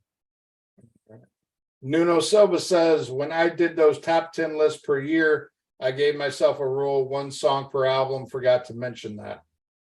I still think you're being too kind to Shandy. Joy Hurt Me. Trick or Treat soundtrack fucking rules. Yes, it does. Anybody remember EZO? Flashback Heart Attack. Ooh, you drive me wild. Destroyer. I remember EZO. Funny story. In 8th grade, I moved to Bloomington, Illinois, which is like central southern Illinois, and became friends with a Japanese kid who moved there because they were building a car plant. And so his whole family moved from Japan, and he had this bootleg of EZO, and I think it was EZO, or maybe it was some other Japanese band. I don't know. But anyway, it was funny because they wore makeup, and the lead singer had broken his leg, so he's doing the show in a wheelchair, but it's like a metal wheelchair, but he's like, you know, and then he back up the wheelchair, roll over to the other side of the stage. I remember laughing my ass off. I remember him, don't remember being a big fan. All right, Gary McFarland, Led Zeppelin, Lemon Song or The Rover? Ooh. Rover, by far. Love them both. I think I got to go with Lemon Song. But that hurts to say that. Let's see, Future Squash. Have you heard the debut album from the band Tail Gunner called Guns for Hire? To me, it's the best new wave of traditional heavy metal. Just came out 2 days back. I'm not familiar. Nope. TJ James, do you think sometimes we give our favorite bands a pass with new albums because they often sound familiar and comforting to us? No, I don't think we do that here on this show. If anything, we're harder on them. it's rare. We like Yeah. good from a band. Like Judas Priest Yeah. is a good exception of a good one, but Yeah. I was just gonna say Firepower too. And I think that's I mean, if you go on the internet, that's everybody says the same thing. Firepower. Firepower. Anybody put on a new band is a Firepower? No, then shut the fuck up. Favorite Jack Black movie? pick a Yeah, probably have to be Pick a Destiny. Followed closely by, even though it's not really a Jack Black movie, High Fidelity. Best Jack Black performance is the Weird Al video for the parody of Happy. Oh yeah. Samuel Wetz, I need to check out. I need to check out some more. Go ahead. Shit. No, you go ahead, then I'll go. I should say I love Jack Black's singing voice. I think he's an amazing vocalist. Mm-hmm. Yeah. And I think a lot of people are kind of hard on him because a lot of his movies suck. No, they basically all suck. But he's got talent, great voice. I really enjoyed Nacho Libre though. I've never seen it. Oh my god, that movie. That movie is so funny, man. And that's up there with Pick a Destiny with me. Those are my two favorite Jack Black movies. Samuel Wetz, I need to check out some more Golden Earring. I only know a couple of their hits, and only one of them I liked. Dave Monday, Samuel Lech, Klutz is awesome. Seen him before the pandemic, one of the best bands I've ever seen. I've never seen Clutch live. I heard they put on an amazing show. Calvin Johnson, Massacre from Beyond or Morbid Angel Damnation or Domination. I'll go with Massacre, but anything before Domination wipes the floor with that Massacre album. Yeah, I don't know that Morbid Angel album. I mean, I know of it, but I'm not that familiar with it. I do love the album. Yeah. I love Massacre from Beyond, though. I really like. I think that's a really good blend of like thrash and death metal. You know what I mean? And I think that's something like I prefer that than probably straight up death metal. I like the mixture of it. But yeah, that Massacre album's fucking awesome and a great album cover. Holy shit. TJ James, Lulu is hands down the worst metal album ever made, or metal album ever. I disagree. Not that I'm a huge proponent of it, but I think there's far worse albums. Yeah, you ever heard Load and Reload? And Saints of Los Angeles? Yeah. I don't even think Lulu is the worst Metallica album. Be Cool or Be Cast Out. Ralph, are you going to do top 10 Rush song shows? And if you do, invite me on there. Ha. That's a good idea. All right. John Katsoundis. Hey, Ralph, have you ever listened to the Winger albums Karma and Better Days Coming? If not, check them out. In my opinion, just as amazing as the recent one, Winger 7. I heard Karma, and it was really good. I've become a Winger fan, dude. This new album, and I like Pull a lot, which is another one Jackson Rowden got me. I like that album. I thought the first album was pretty good. Second album I thought was terrible. And I like pretty much everything I've heard after that. I agree. I remember buying that second album, and I liked like maybe 3 songs off of it. But as far as albums go, it was fucking horrible. Let's see. My son says Dio owns Ozzy. Not in Black Sabbath, he does. Not in my world. Dio is the better singer. I will say that. But I hate when he did Ozzy songs. And to me, the greatest band ever is 1970s Black Sabbath. But, there are the people, I want to be that dude and say Dio is better and the Dio stuff is better. And fine. You can think that all you want. I'm still going to think that Black Sabbath with Ozzy Osbourne, Bill, Geezer Butler, and Tony Iommi is the greatest band, not the greatest Black Sabbath lineup, just the greatest band ever. So put that in your pipe and shove it up your ass sideways. Hey, that's my son there. I love them both. Oh, that was your son? Yeah, that was my son. Yeah, he's just trying to stir shit. He loves to stir shit. But it was funny. We were driving around the car one day, not too long ago, and Holy Diver came on. I was like, "Yeah, crank this shit up," and he's singing it right along, like, "Fuck yeah, you know some Dio." And he knew it because Killswitch Engage did a shitty cover of it. Oh yeah, I remember that crap. But I love my son. God damn it. Dr. Smith X Sharon is horrible. Yes, she is. Setho43, what would your ideal Iron Maiden set list be? Nothing after Somewhere in Time. Me, the first two albums would get Paul Di'Anno back up there. That would be my ideal Iron Maiden set list. Because with Dickinson, I saw it all. Every killer song that I love from Iron Maiden, except for like some deep cuts they never played live, I've seen it all. I've seen Children of the Damned. I've seen Hallowed Be Thy Name, 22 Acacia Avenue, To Tame a Land. I saw all the great Dickinson ones. So if I want to see an Iron Maiden show, it'd have to be with Di'Anno. Queen Barb, the rock star. Do you think Ace and Peter were better in Kiss, better than Tommy and Eric? Yes. I think they were better in the 70s. I think now, honestly, I think you would see a better show with Tommy and Eric than you would with Ace and Peter. If you're watching with your eyes closed and you're listening to music, I think you're going to get better. I think Tommy does Ace better than Ace nowadays, and Eric is hands down better drummer than Peter. I'd rather see Ace and Peter rejoin Kiss so they can match the awfulness of Paul Stanley. I'd rather go see Duran Duran. No, not what are your top three? This is from Tommy Meyer. What are your top three Thin Lizzy albums? Mine would probably be what's that? Night.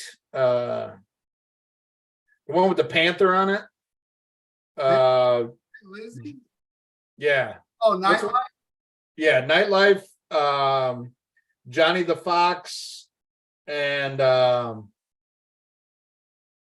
Thunder and Lightning. If you're going studio albums. For me, it would be Johnny the Fox, Black Rose, my favorite, and Renegade. Nice. I see nobody picked Chinatown. I don't like that album. Yeah, nobody does. Samuel Watts, I got a few AC/DC bootlegs, and all of them are soundboards or radio broadcast performances. Yeah, probably because you got them from me. Chris says top three favorite Beatles solo albums. Mine would be McCartney, Plastic Ono Band, and even though I'm hard as fuck on what's the dead one, George, All Things Must Pass. Mine would be Ram, Band on the Run, and Venus and Mars. William Shatner's singing career, Neil Pye wants to know. Horribly awesome. Yeah, it's a novelty thing. I can care less. Mark Daly, did you discover any bands by watching Beavis and Butthead? Not that. Yes. I don't remember. Yes. There's a band called Greta that they showed on there. It was like a guy in a dress. You know, this was like post Nirvana. And I really love the song, bought the album, and it fucking sucked. Ian, how do you feel about the band Lucifer currently, since kind of dropped off the whole doom element from their first two albums, and now they're more of a heavy rock band? Yeah, I kind of agree. I liked them at first, but not enough to keep my interest going. I haven't kept up with them that much. Like, they put out a new album, I download it, I check out the song, but it's not something that goes into rotation. Hannah Montana Hales, what are your top three worst Alice Cooper albums? Ralph, you want to go first, or you want me to go?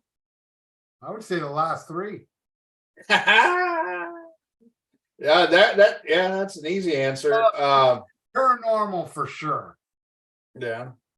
I would say that last album, it was a little better, but Paranormal, Welcome to My Nightmare, that one, and Trash, those three. Boy, that's hard. I feel like it's kind of unfair for me to pick the last three because I don't think I've made it through any of them in their entirety. But I would say Flush the Fashion, I think really sucks other than Clones is the only song I like. Zipper Catches Skin. I'm not a fan of the Blackout era at all, but I'm more familiar with those albums, But Zipper Catches Skin has We Are the Future, which is I think the best Cooper song he's done since the Cooper band broke up. So yeah, I would go with the Blackout albums. I think they all suck. Let's see. For Ian and Ralph, your thoughts on newer bands such as Sangis U Sugar Bung and Frozen Soul, if you're familiar. Thanks for a great show. No, I'm not familiar with those bands. Yeah, I'm sure I mispronounced that shit. The Goof Jackson, howdy bros, I made it. Right. Jackson Rowdy from Canada. Samuel Wetz, I love both remakes of Evil Dead and Dawn of the Dead. Awesome. Chiron, I can't wait for the Michael Jackson biopic movie. Yeah, if it's accurate, I don't know. Most biopic movies suck. I'm excited for Oppenheimer. Saw G. Writers that suck at writing and actors that can't act. They want more money from movies no one likes. I think that's a really shitty way to look at it, and I think it's a really and no offense, Saji, but if you read what's going on, a lot of this has to do with AI. Because the studios are wanting to get, all this shit on AI, like, hey, we asked AI to make a Beatles song, and they did a Beatles song. Well, the movie studios are trying to do that with writers. Hey, let's get ask AI to write a hit movie, and they want to pay real writers shit. And another thing with the actors is this isn't affecting, the Brad Pitts are going to be fine. They got enough money. The George Clooney's. What they want to do with people who do extra acting, they want to pay you a one-time fee and own your likeness rights forever. So, like, say you're in a background, like you were in Smoking the Bandit 3, right, Ralph? Okay, so they want to give you a one-time fee and save your face, and they're going to use your face in about 1 million movies. If they need like a background face and shit.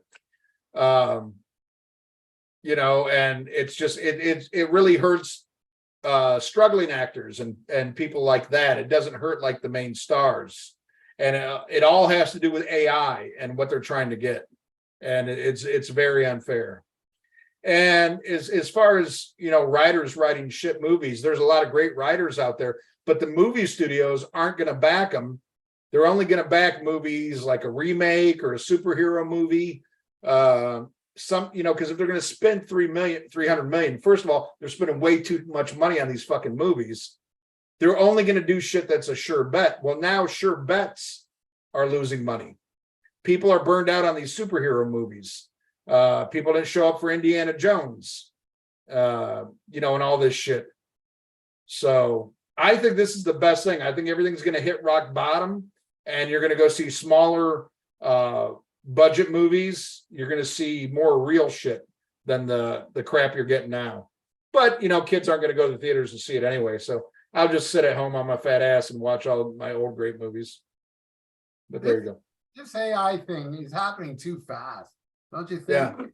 Yeah. But see, I mean, that's the problem. And I'm not trying to insult you, Saw, but I think a lot of people just see, rich actors going on strike. I bust my ass doing this and I'm broke as shit. It's not really about the megastar actors. It's about the people who are acting and do paycheck to paycheck. Let's see. Samuel Wetz. Have you guys heard the new recordings of Sepultura? Yeah, we talked about that earlier. I dug them. Matthew Kahn, Don 78 rules, but I love Evil Dead and the remakes of both. Haven't seen the new Evil Dead yet, but Ash versus Evil Dead was great. I agree. Ash versus Evil Dead was amazing. Really good. It's a shame nobody watched it. But it's a shame it ended up on Stars, which, I mean, Stars peaked in the fucking 90s, for Christ's sake. If it would have been on Netflix, I think it would have done a lot better. I own the DVDs or the Blu-ray. Yeah. Good shit. Matthew Kahn, I usually hate remakes, me as well. Texas Troy 78 rain or beer, dang, makes me miss Washington State. Hell yeah, I discovered it. I'm coming to see my son. Hey, my son's still on there. Yeah, my son turned me onto this and I dig it. It's cheap beer that tastes like beer. It's what I like. I don't need your fucking candy sugar coated fucking IPAs. If I need to get that fucked up, I'll just mainline some grain alcohol. Let's see. Rat Salad Reviews. Guess I won't be going to that one either. Ha. Not sure what he's talking about. That's Wayne. Matthew. What's that? That's Wayne Newman. Yeah. Hey, Wayne, how's it going? Severed Angel. They're awesome. Matthew Kahn, same place, question mark. I'm not sure. We're so far behind on these, I'm probably losing context. Chris, I live in Sweden, but I want to go to Rockin' Pod. Save your euros. I don't know what Sweden's currency is, but start saving up now. That's what I would recommend to everybody who wants to go to Rockin' Pod. If you're serious about it, the event itself is so inexpensive. You're paying like $30 for the weekend. What's going to kill you is airfare. Airfare is going to kill you. What we're trying to do for the next Rockin' Pod, and I really think we should do this, but I mean, everybody has to be realistic and respectful. We want to rent a house, and you can do that now with this era of Airbnbs. People did it at the last one, and Ralph and I paid like a little bit of money for a really shitty hotel. But let's rent a house. What's that? Like the hotel. Well, I guess I was spoiled, at the other places we were at. But and another thing is, that whole threat of like, if you get too loud, we're gonna kick you out and you lose your money. I don't like that shit. I like to get rowdy and bowdy, if you know what I'm saying, and I think you do. But we get a house, we ain't gotta worry about that shit, other than trash in the fucking house. But I say we get a big old house, maybe two. Maybe we'll get enough people that there's like two houses. How great would that be? It'd be a party at one house one night and a party at the other. But seriously, it costs you nothing really to get. It's all airfare, no matter where you live or if you're driving. I guess it could be gas, but who knows? There's been changing hands behind the scenes in Rockin' Pod, but the person who's taken over now, I love, and I'm sure she's going to do a great job. Chris Sinzak's still going to be involved, but if people don't go, it's going to stop. It keeps getting bigger and bigger every fucking year, but every year there's like, I was going to go, but and I'll go next year. But if enough people pull that shit, then there'll never be a next year. So, and who knows how long Ralph and I'll be around, and we're never going to do fan paid shit to get there again. So we're going to come up with our own money and go. But who knows if we'll be able to do that every year? I got a new job starting, and it's going to be hard for me just to get the time off. So, but get your tickets. Go now. All right, I'm going to take a piss and freshen my drink, and you answer the next question. And people chill on the questions. Don't want to be here another 4 hours. All right. Fighting Back, Black Rose, and Jailbreak. Hanoi Bomb, that's your three favorite. My son says, okay, I'll see myself out with the middle finger. Oh, buddy, you better still be there. Saw G, those are two lucky women. I don't know who that is. Ken Cree, Ian was spot on about Blackie and Wasp, was so funny, nailed it on everything. Thank you, Ken. Thank you very much. You sound like a very intelligent and good-looking man. Too bad I'm married. Hanoi Bomb, Punky Metals or Vinnie Vincent? And how would Kiss have been with Punky? Punky is just Ace with plastic surgery, in my opinion. I'll save that question for Ralph. Hannah Montana says, Wild Ride is a great live band. Saw them for my birthday and met the band. Awesome people. Love you, Mick. Fuck yeah. Dick Twatkins.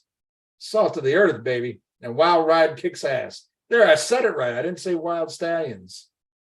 Two perfect Dio and Ozzy songs for your funeral. I'll say that for Ralph. What would be your ideal Iron Maiden set list? We already talked about that. Ron Dirtmitz. So what ideas do you have for RMCP? Any guest reviews or anything? Subject matter, maybe movies. Yeah, I'm gonna save that for Ralph. James West, what's up, brother? What's up, dudes? Just got home. Awesome. All right. These other questions I'm gonna save for Ralph.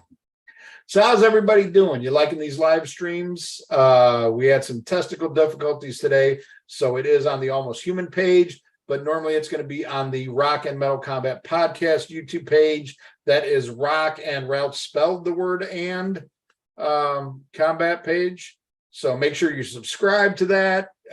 You hit the notifications so you get all that shit. I've been very bad and lazy on getting the new episode up. We do have an audio version of last week's live show that's going to come up. This week was kind of hectic. It's all on me. That's why this is like a spur of the moment thing. We are getting back to the fan reviews and regular episodes, but what we're going to do is they're going to be on YouTube and on YouTube and the podcast thing. I have a Patreon page. I just have to set it up. We are going to set something up for Patreon members. We're going to do special shit. I'm going to start doing my reaction videos to Ralph's track by tracks for a small fee. That's going to be coming soon. So a lot of awesome things here at the Rock and Metal Combat Podcast. Just with everything, as with everything else, I'm always about a month behind.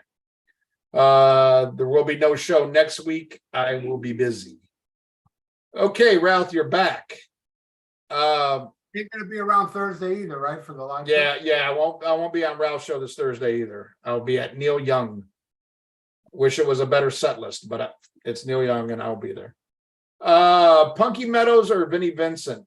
And how would Kiss have been with Punky Meadows? What do you think, Ralph? In Kiss, I'd pick Vinnie Vincent over Punky. Outside of Kiss, I'd pick Punky Meadows. There you go. All right.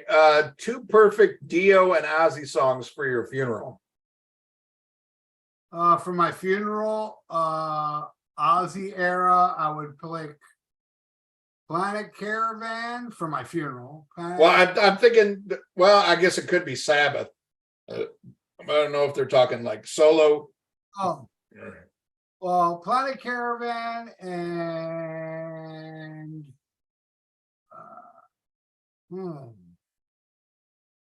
I guess the Writ, but solo wise, I'd say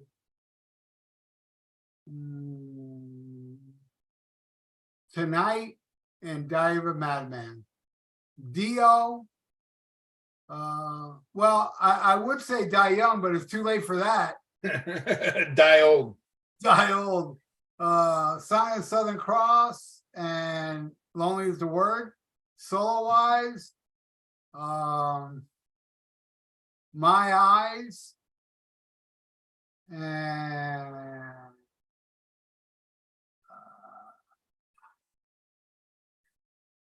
Caught in the Middle. Fuck it. Upbeat funeral, man. Caught in the Middle rules. I don't know. Ozzy songs, You Can't Kill Rock and Roll. But you can kill him. Yeah. Then Shot in the Dark, just because I love it. Dio songs My Eyes and Don't Talk to Strangers. Let's see. Oh god damn it. It jumped up again. We got so many motherfucking questions. No more questions. Yeah, we got a lot to catch up on. God damn, we do. Blah blah blah. Album versus album, Sinner or Let There Be Rock? Sinner, the band Sinner? I don't know. Let There Be Rock. Yeah, Let There Be Rock. Let's see. Dave Moody likes the Kings too. Nuclear Assault, Game Over, or SOD, Speak English or Die? Speak English or Die. SOD, hands down. James West, you guys rock. Vincent Longo, I think we'll disagree on this one. Blues Brothers or Animal House? Oh, Blues Brothers. I love Animal House though, man. Yeah, I love them both. I'm going to go Animal House. Samuel Wetz, Ward 1 is really good. The last album from Bill Ward was terrible. Geezer with the GR stuff had its moments, but nothing I would say is great, just decent at best.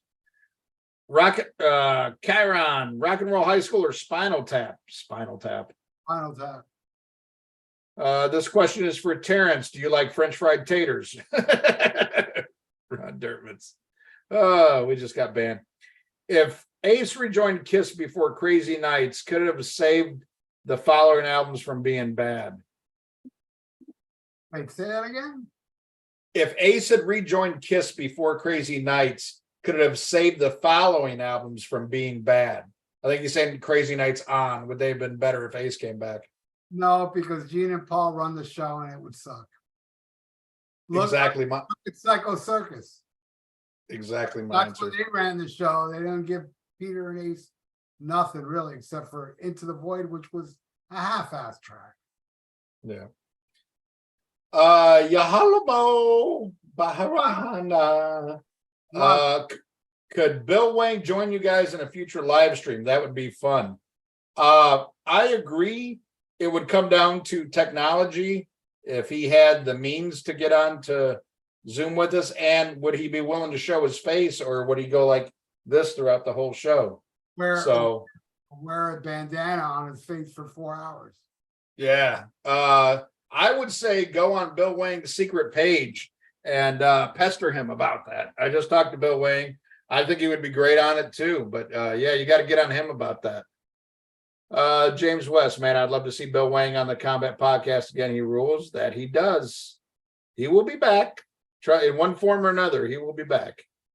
Ron Dirt Mids, Cheap Trick Fest 2 was at the Star Plaza in Indiana, and I went over there. Great theater. Awesome. I heard it was good. It's just, it was known you weren't doing that well if you played there. Let's see. I have some of that on bootleg, like Cheap Trick Fest. I don't know if it was Fest 1 where they played Fan Club and a bunch of rare tunes. Yeah. Let's see. Better album cover, Kings of Metal or Somewhere in Time? Somewhere in Time. Kings of Metal, hands down. Fucking, yeah. Because you like seeing fucking oiled up men. Oh, yeah. You like to see it oiled up fucking corpse. So, what's the difference? Yeah. Kevin Smith says, Magab. Yeah. See some music. Did you guys see Ace totally playing Detroit Rock City in the wrong key? His playing is as bad as Paul Stanley's voice these days. I did not watch the clips, but I saw the headline and so many people said it was absolutely horrible. It was a recent performance. At least this guy's rare that just said that. Mm-hmm. At least he throws Paul Stanley in the mix, because everybody talks about, we don't want Kiss. We don't want Ace and Peter back in Kiss because they suck. They're not. Well, what about Paul? So good on you for bringing up Paul when you talk about how bad Ace sucks. Thank you. Michael A. Bruce. He played guitar for the original Alice Cooper band, which it's kind of a funny question. Do you like being kicked in the balls or having your balls licked? Actually, his question is Craig Goldie or Vivian Campbell. Vivian Come Campbell. on. Come on. John Patterson, awesome background, Ian. Thank you. Love me some Shining. Rat Salad Reviews. Ralph bought the Severed Angel debut album. Yes. Yeah. With his own money, god damn it. That's right. I am a guest. I do the intro to that. I do the spoken word intro to the new Severed Angel album. Check it out. Ron Dirtmouth says the new Blackbird Native American black metal one-man band is really good if you like black metal. I actually have that. A white man stole it from the band and gave it to me, and now it's mine. This is a question we had last week: Breaking Bad or Better Call Saul? Go watch last week's episode. Give us some more views. Yeah. John Patterson, EZO was hard to find album at the time it was released. Don't believe they ever played in Canada. I don't know. I saw the first EZO in record stores. Yeah, I bought it. Yeah. James West, Godfather 1 or 2. Now that is a question. That is a question. Not easy, but I'm going to have to go 1. Just the overall impact, but 2 is flawless too. It's like I'll go with 1 as well. It is very tough, but the only reason I'll go with 1 is because it's all one timeline. Yeah. Godfather 2 got a little complicated here and there, you know, with the going back and forth, the vetoes. Yeah.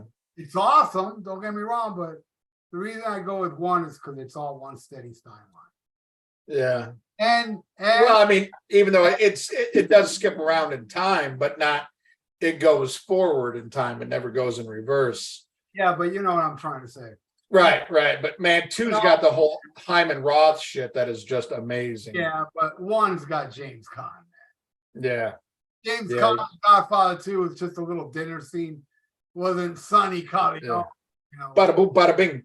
I love it. He pulled so hard in Godfather.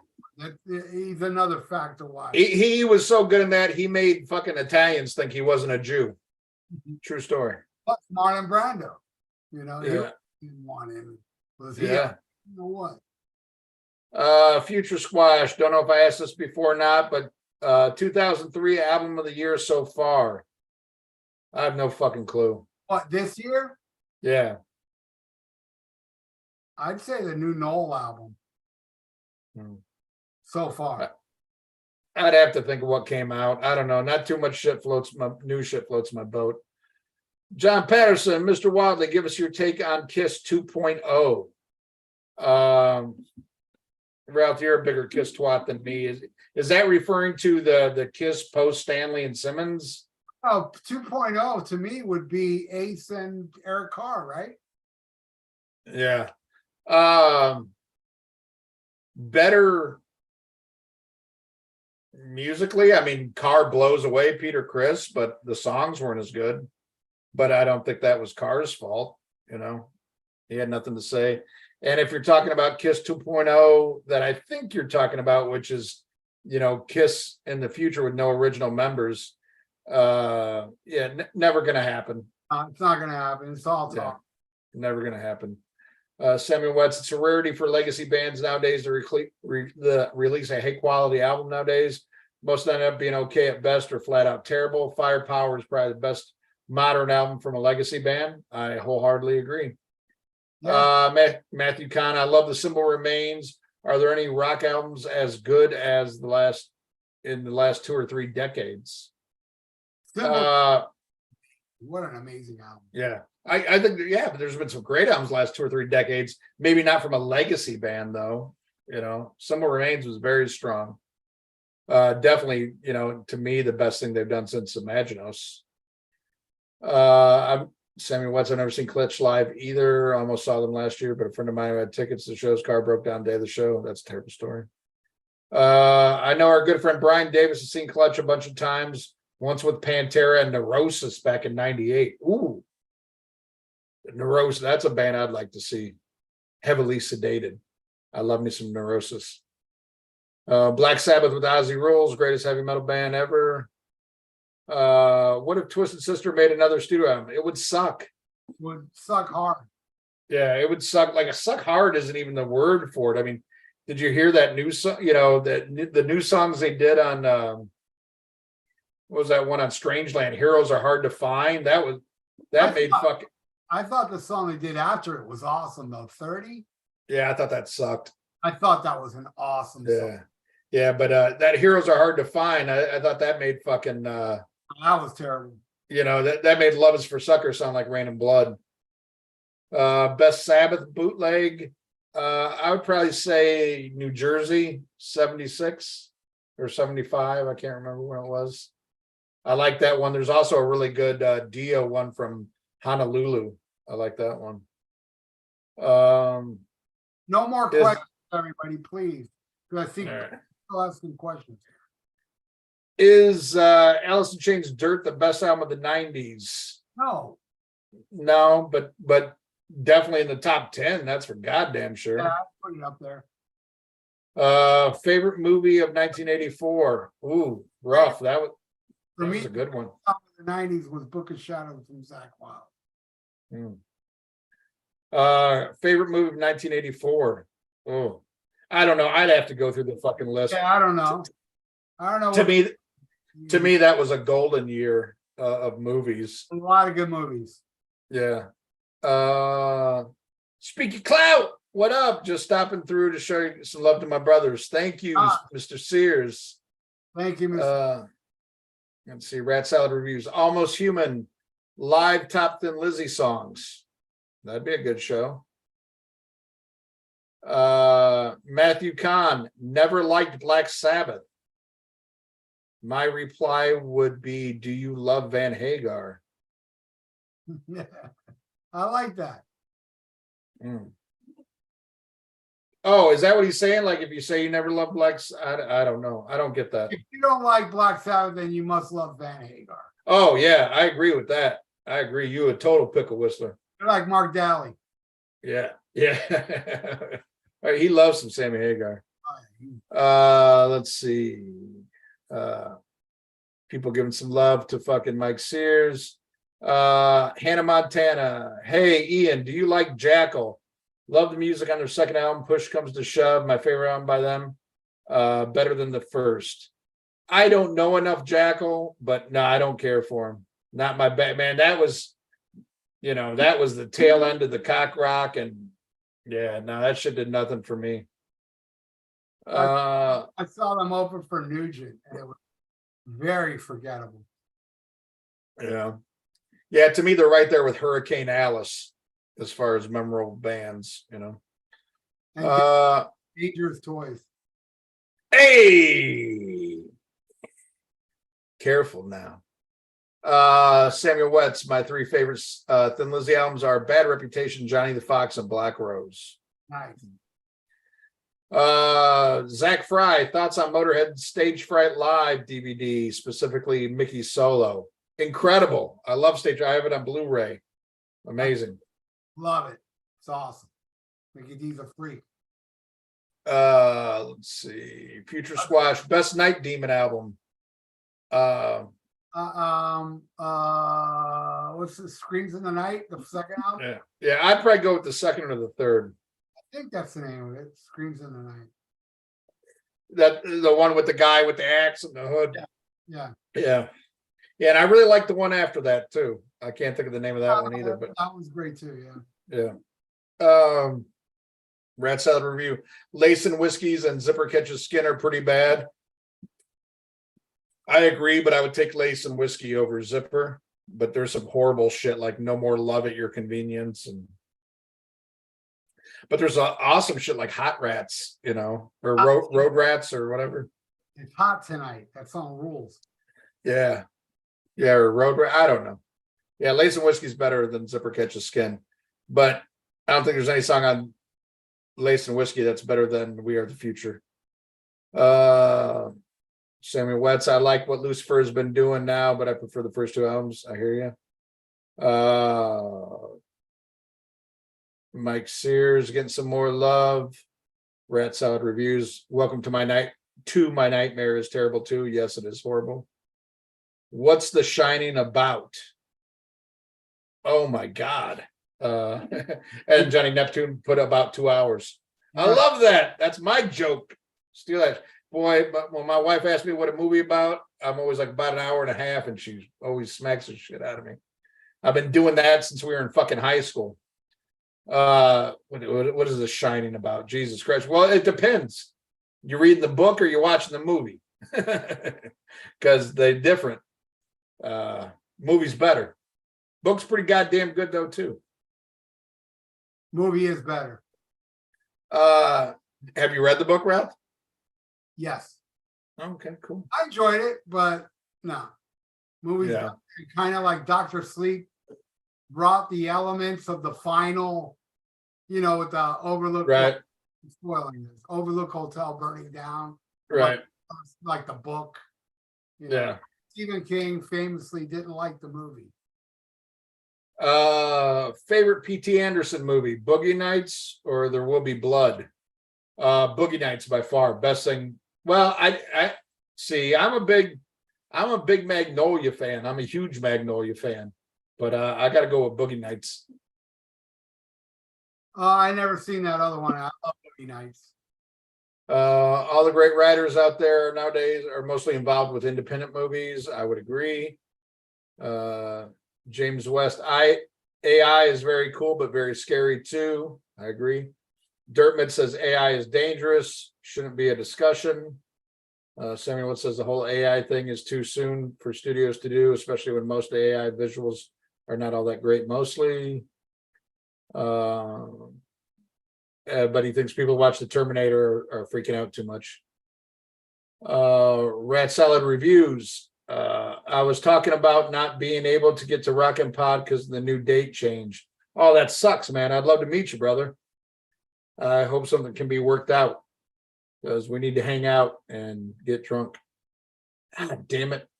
Now did that thing where it skips up fucking bunch. Blah, blah, blah. Where were we?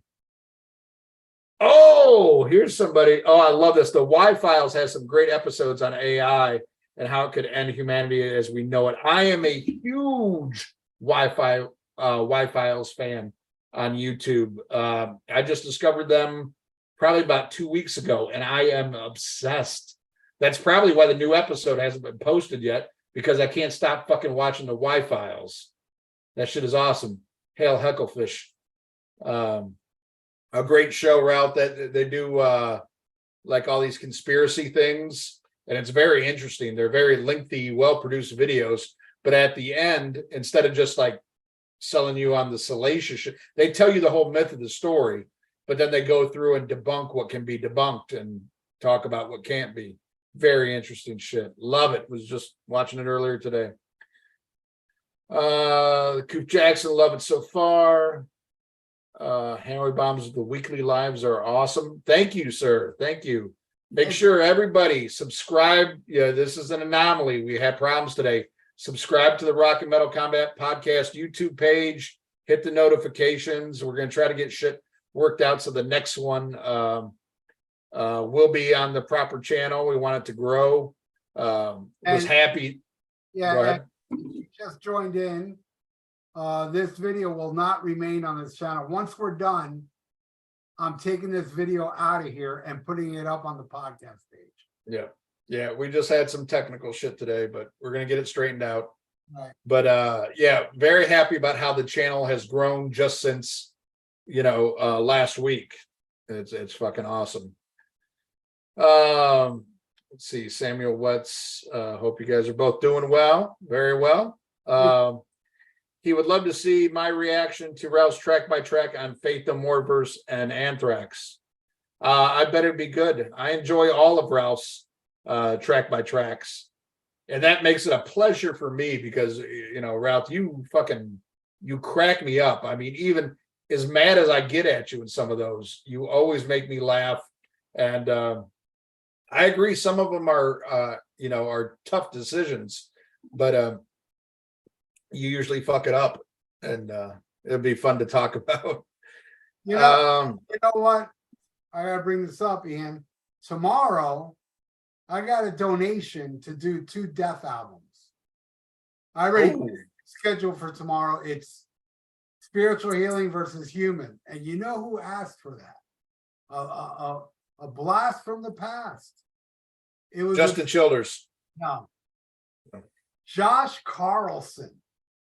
Wow. It has ass in it. Yeah, from the infamous, which I bring up that infamous show he was on. Yeah, Josh Carlson out of the blue. Yeah. No. I've seen a lot of people talk about that episode lately on the Facebook page. Yeah, that was a classic and not pre-planned. That was me very drunk after a Raider game, and the Raiders lost, and I was very drunk, and but the show must go on. It's a classic episode, though. Yeah, somebody got fired. Then that somebody stay on the show, and he actually asked people to sign a petition to keep him on the show. Mm-hmm. And then later on says, I didn't get fired, I quit. It's all episode. Yeah, go back and check that out. Very popular episode. BJ just tuned in and cracking a beer. Cheers from New Zealand. Fuck yeah, New Zealand. Deathgasm. Check out Deathgasm. We are global. Oh yeah, I know. I told that to the missus. I was like, I gotta go talk to people all over the fucking world. She's like, whatever. Let's see. Ghoulies 1 or 2. I'm gonna go Ghoulies 2. I don't care for either. Thrash or Die or Gamma Bomb? Well, I'm biased. I love Gamma Bomb, but I'm gonna go with my band. Yeah, I'm gonna go with Thrash or Die 2. Godfather 1 for me, but damn, it's tough. I agree. Thoughts on Billy Gibbons' solo album? I think the last album, Hardware, is his best album yet. I enjoyed what I heard from that album. Did you listen to any of that, Ralph? No. Where would you rank Brad Gillis on your list of greatest guitar players? He's up there. I'd put him in my top 50. Maybe. Yeah.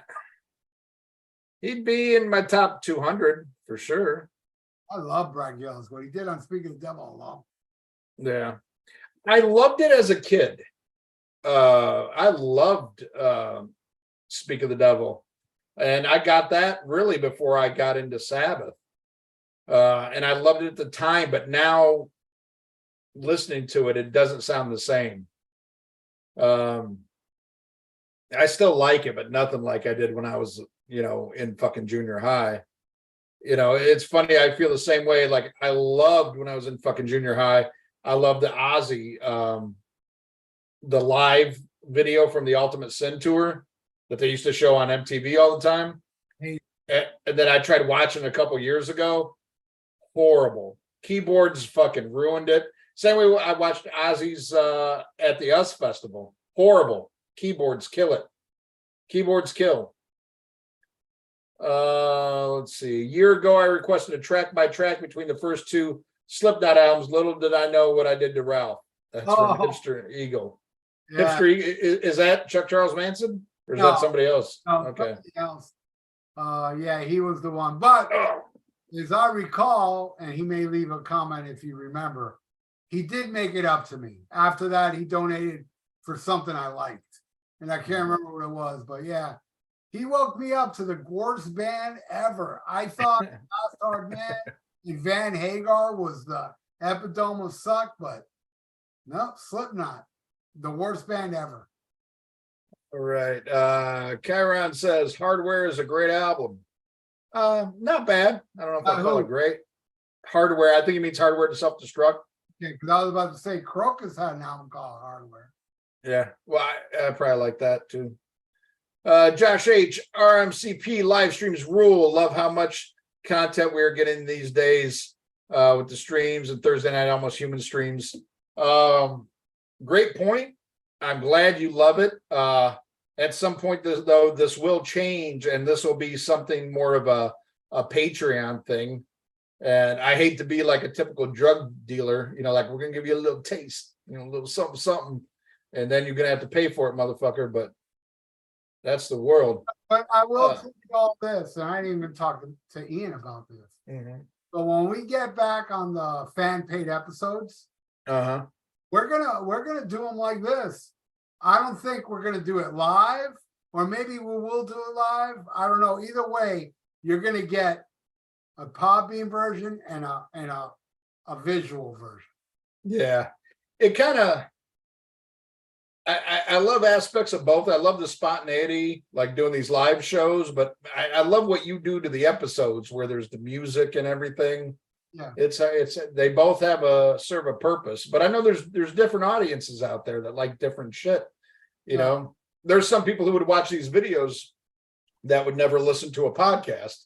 right. It's just the way it is.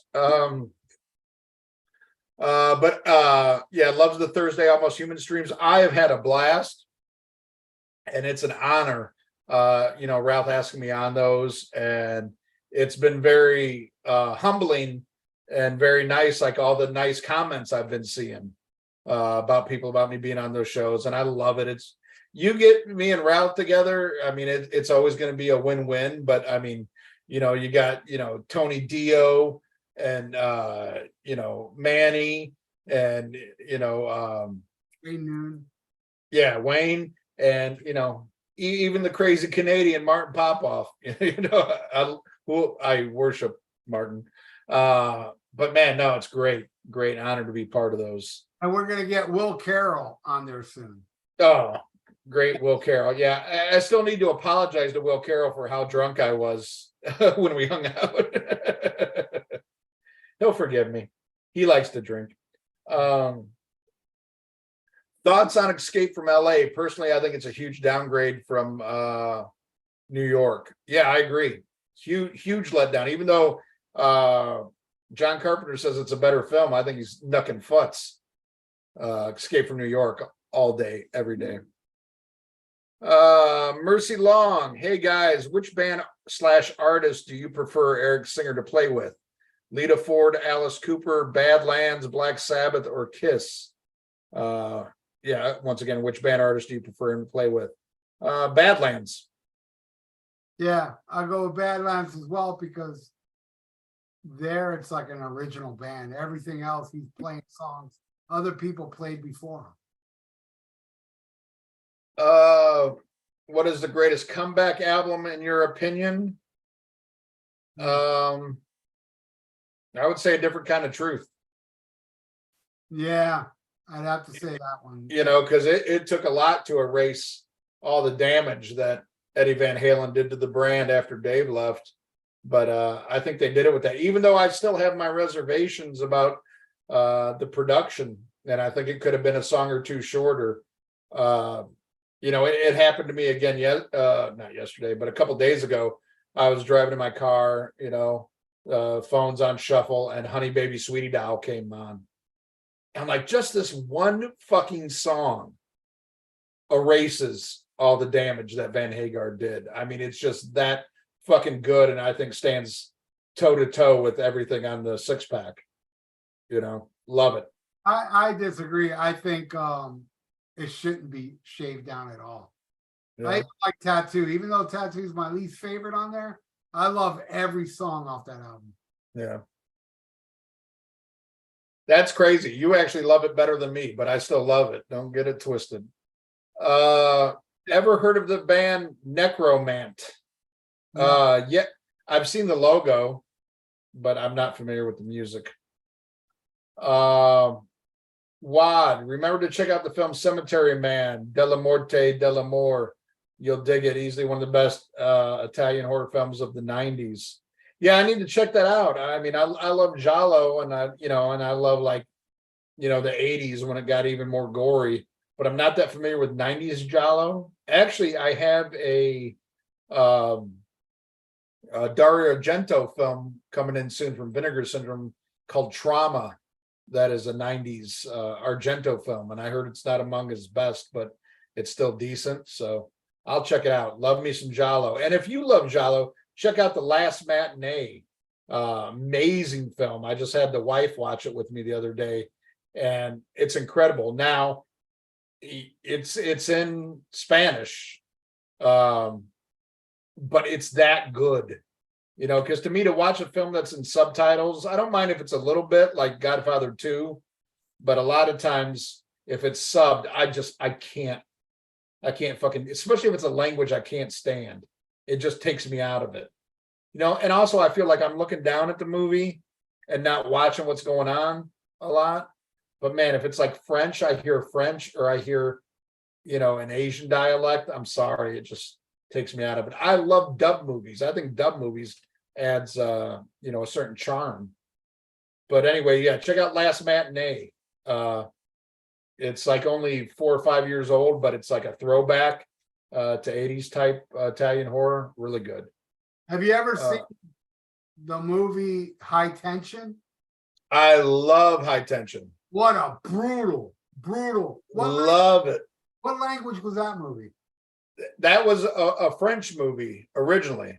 Man, that's awesome. But I've got actually I've been wanting to like upgrade that. I have it on DVD, and I think they did a Blu-ray, but it's not the unrated version. I want the unrated version, but with the English dub. But no, High Tension's fucking awesome. I'm trying to get the wife to watch it.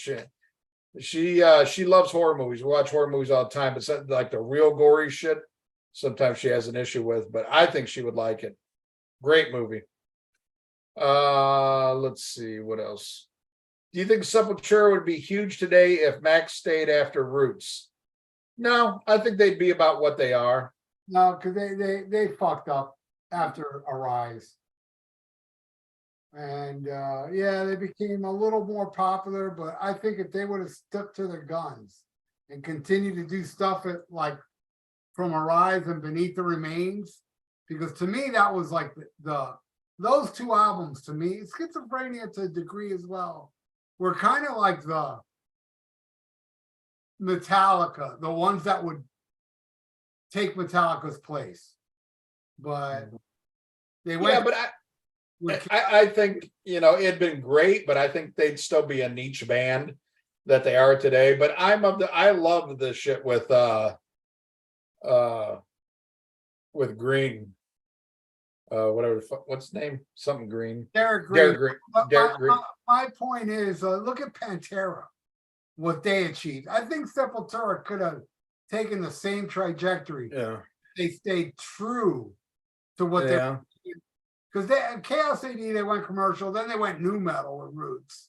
Yeah. And it just fucked everything up. That core audience they had was identical to the Metallica core audience. Yeah. I think Pantera would have suffered if they stayed together. I think there would have been a little dip, but then I think they would have came back. Any band that stays together with longevity and stays the same, I think after a while you get respect. But in this day and age, nobody buys records, nobody does shit. So I'm talking about when rock was alive. Yeah, but it's dead now. It's dead. It's dead, Jim. Yep. No matter what you all think, it's dead. Forget about it, Jake. It's Chinatown. In America, it still lives in Europe and South America and Japan. Yeah. But here, Oscar the Grouch or Cookie Monster? Oscar the Grouch. Yeah, because Cookie Monster was a little retarded. He didn't. Yeah. The Grouch was more articulate. Yeah. See, I think we're more like Oscar the Grouch, where, go check out the Cookie Monsters and Friends podcast. Let's see. What shows are you guys going to see? I'm going to see Cheap Trick and Pantera and Lamb of God next month. The only one I have on the books, and this sucks. Well, no, it doesn't suck by any means, but I mean, it sucks I don't have more shows lined up. But I'm going to see Neil Young on Thursday, and then my wife's taking me to see some shit in Seattle that's, I don't know what the fuck it is. There's candles and a band playing like horror music and stuff. Actually, Goblin, who does all the music to the Dario Argento stuff, they're playing a show in Seattle. I'd like to go to that. Unfortunately, Seattle's one of those areas. There's far more opportunities to see bands here than what I had in New Orleans. It reminds me of Chicago. Like, everybody comes here. Unfortunately, there's a lot of shit during the week that makes it hard, because it is an hour away, which isn't that bad, but once my new job does start, because of what hours I'm gonna work, it's gonna make shit hard. And I'm tired of going to shows sober. I like having a few drinks, kicking back a few sarsaparillas, getting loose, and going to see a show. I have seen Goblin and they're awesome. Oh, nice. Ralph, what upcoming you got? I got Overkill next weekend with Exhorter and Heathen. I'm gonna go see for free a Kiss tribute. Yeah, my brother got free tickets. It's called Kiss America. I saw a clip online. It wasn't really that good, but you know what? It's a night out and it's a free show because my brother got free tickets to it. So I got that. What else do I have coming? I know there's something else, but I don't have tickets for it yet. But there is stuff coming that I'm going to see, but I can't. But what I definitely am going to see is the Overkill show and got the Kiss. I think it's called Kiss America with a Cult tribute band opening. Oh, wow. Let's see. Ralph, I think you answered this on last week's episode, but any progress on new songs? No. Okay. Travis Peretta just left work, finally became a Queens of the Stone Age and Afghan Wigs fan. Awesome. Huge fan of both bands. Eternal or Enter the Kingdom. What's your favorite King Diamond records? Definitely Abigail is my favorite. And then not them, but the one after that. The one with Sleepless Nights. Conspiracy. Yeah. Abigail and Conspiracy are my favorites. Mine would be Fatal Portrait, Them, and Abigail. Those are my three top. Matthew Kahn, Look Up Mel's Hole. I don't know what that means. Hannah Montana, do you like the Two Damn Yankees albums? No, but I do like a couple songs on the first album. Yeah, but overall, no. Yeah, there's a couple good songs on that first Damn Yankees album. I think. Wendy Tipton, don't have to always agree with TBT to enjoy them. Wendy Tipton is awesome. I don't know what TBT stands for, but okay. Queen Barb, sorry, Ralph, my phone was almost dead, so I had to charge it. James West, Pantera, Vulgar Display of Power, Down Nola, White Zombie, Love Sex Assisto, Slayer Seasons, and Megadeth, Rest in Peace. My top 5 90s albums. Enter the Kingdom. What Josh Carlson show are they talking about? We were talking about our review. We did a split review of No Prayer for the Dying and Fear of the Dark. It was like our 10th episode or 11th episode years ago. Hey, by the way, Ian, people are still asking questions. Stop. We're going to stop with Future Squash when he says, do you guys like Redeemer of Souls by Judas Priest? But we're not going to answer that now. That'll be the last question tonight. And okay. Tipton wrote TBT means track by track. That's what you. Oh, okay. So we're going to stop with Squash. Do you like Redeemer of Souls? That is okay tonight. So let's keep. All right. Yeah, no, but to go back to what Wendy said, I totally agree. I hardly ever agree with Ralph on those, but they are so fucking entertaining. I love what Ralph does. What did Wendy say again? She said, don't always have to agree with track by track to enjoy them. I wholeheartedly agree. Ralph is just fucking hilarious, and I love the little rants you go off on. Like I said, especially that one I watched last week where you're like, eat my whole ass. I was on the couch rolling, laughing. It was so good. Hey, Mark, I say this a lot, and I'll say it again. What I think does not apply to anybody else but me. It's my opinion, and anybody that has a different opinion than mine, that's awesome. But you can't infringe that shit on me because I'm not infringing my shit on you, Ian. But I still want to see you bitch when you Yeah. when you do your little reaction videos. Queen Barb says, sorry, I haven't been there lately. My grandma passed away right before 4th of July, so I'm moving on. Sorry to hear that. Yeah, Barb. my condolences, Queen Barb. Let's see. Kyron says, I'm not interested in listening to the new Beatles song that features AI. Yeah, me either. Dirtmouth says, movie score soundtracks, do you like them? I do, especially shit like Lord of the Rings, The Witch, so many classic movies like Alien and The Thing. I do love, I mean, there's certain movie scores I love. You know, you mentioned The Thing. I love anything John Carpenter did. I can listen to the score as an album. Also pretty much Bernard Herrmann. I mean, I can listen to the Psycho score. I can listen to Taxi Driver. Amazing scores. Something I have to be in the mood for, but I mean, I probably got about 100 albums that are, you know, just the actual scores to a movie. Do you enjoy any, Ralph?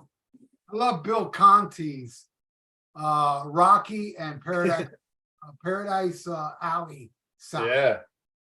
I love John Williams, the Jaws soundtrack. Yeah. And didn't John Williams do Star Wars as well, right? Yes. Awesome. Love it. I owned the Star Wars soundtrack on 8-track back in the 70s. Nice. What was the name of that band? I got it. My old Mos Eisley oh, band or whatever. Yeah, what do you call it? My old drummer knew the name of the cantina. Oh, yeah. Mos Eisley is the cantina. Okay, there you go. Moss Eisley, whatever you want to say. Kyron says, I was hoping that Paul is going to officially release the unreleased song Carnival of Light, but I don't think it's going to happen. I don't know about that. Do you, Ralph? Who? Paul Stanley? No. I don't know. Paul Stanley, Paul McCartney. I don't know. I don't know. Who knows? We'll find out next live stream. Yeah. Future Squash, Melissa or Don't Break the Oath? Melissa. Yeah, I'm gonna go with Melissa. Melissa to me is the greatest metal album of the 80s and has not been topped. The only one that got close to Melissa was Don't Break the Oath. Yeah. After Don't Break the Oath, there hasn't been an album as good as that. A lot of great albums, but nothing as great as 80s Merciful Fate.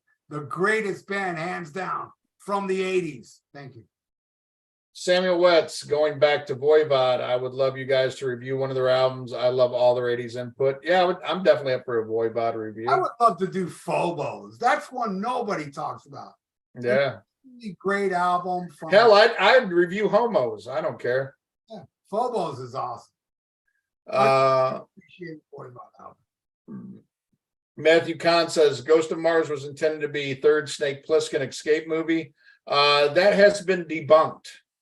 A lot of people say that, but both Carpenter and his wife say no, it wasn't. But I am a huge fan of Ghost of Mars. That's the one that's generally regarded as one of his worst movies, and I don't get the hate for it because I mean, if you like shit like fucking Escape from New York, Assault on Precinct 13, I don't get the hate for Ghost of Mars. Absolutely, and the soundtrack is killer with Buckethead and Anthrax and all the people who played on that. I think it kicks ass. Are you a fan of Escape from Mars? I've never seen it. It's a good one.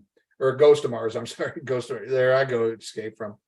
Wendy Tipton. For me, Deep Purple, Perfect Strangers is the best comeback album. I like 2 songs and that's it. I know Ralph's a much bigger fan. We talked about that last live stream. Yeah. Huge fan.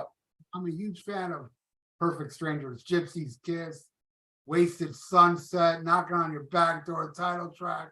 Love that album. What's your favorite Night Ranger album and song? My favorite Night Ranger album is the first one, Dawn Patrol, but my favorite songs off the second album, Touch of Madness. I'm just familiar with the hits. I don't know. I mean, I know it's terrible, but I love 4 a.m. Yeah, they lost me. After the second album, it's not been good for me. Sammy What's Necromat is a cool doom stoner band. I think you dig them, Ian. I played them on my radio show. Awesome. Wild Wild West says, hell yeah, Samuel, agree. Goof Jackson, I used to go to a lot of shows in Seattle. Who knows, maybe I'll see you at one day, Ian. Yeah, sounds awesome, man. Hit me up if you're going to a show. The great dude, great guy. Oh yeah, fuck yeah, I'd love to hang out. I went to so far, like my only club show was at the Showbox, and I absolutely loved the venue. I thought it was really, that's where I saw Bungle and Melvins, and I thought it was a great theater. I want to go to the Moore.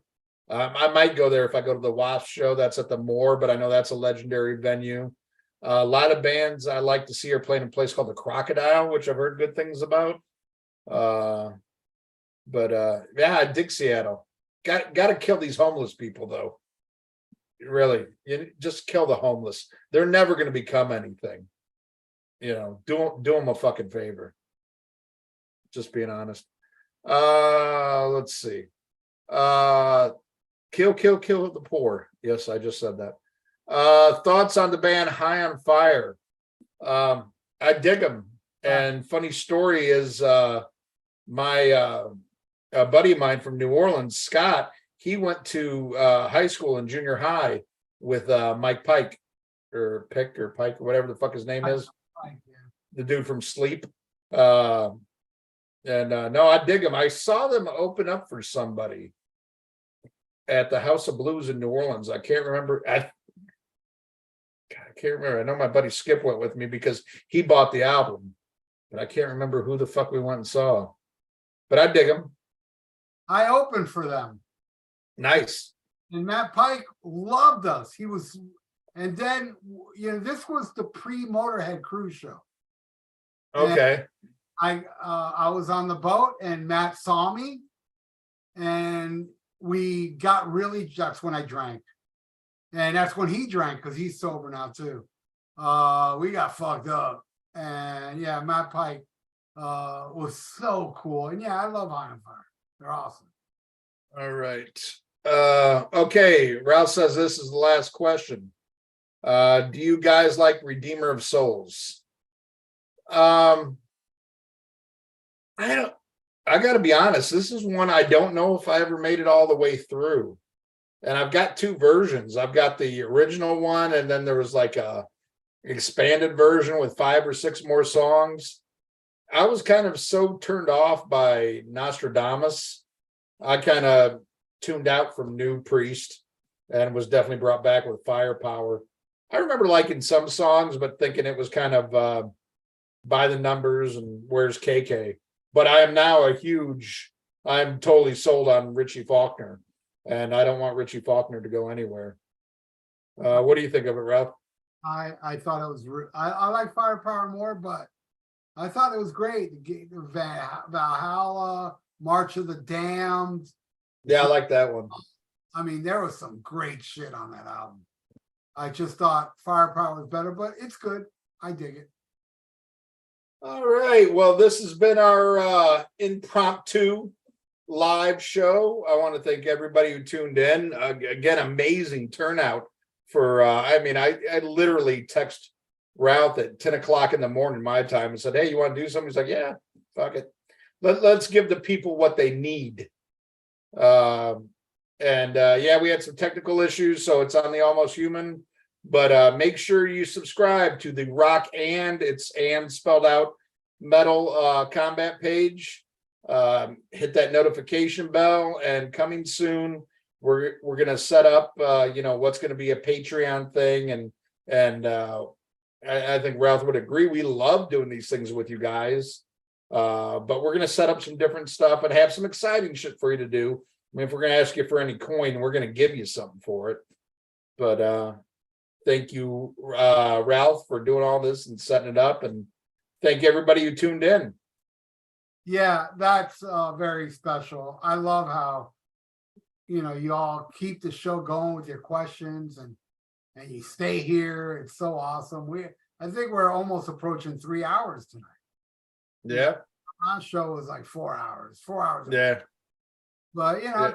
I mean, not everybody's going to sit here and watch this Yeah. shit. And my ass hurts. My ass hurts. I got to get one of those stand-up desks like my wife has. My ass is fucking killing me. I'm used to doing these shows before we did this shit live. 99% of every episode of Rock and Metal Combat Podcast, I am naked, laying on my bed, on my side, drinking a beer. And now I got to put on fucking clothes for you good people. Fucking My Frank Booth shirt. Fucking Heineken. Yeah.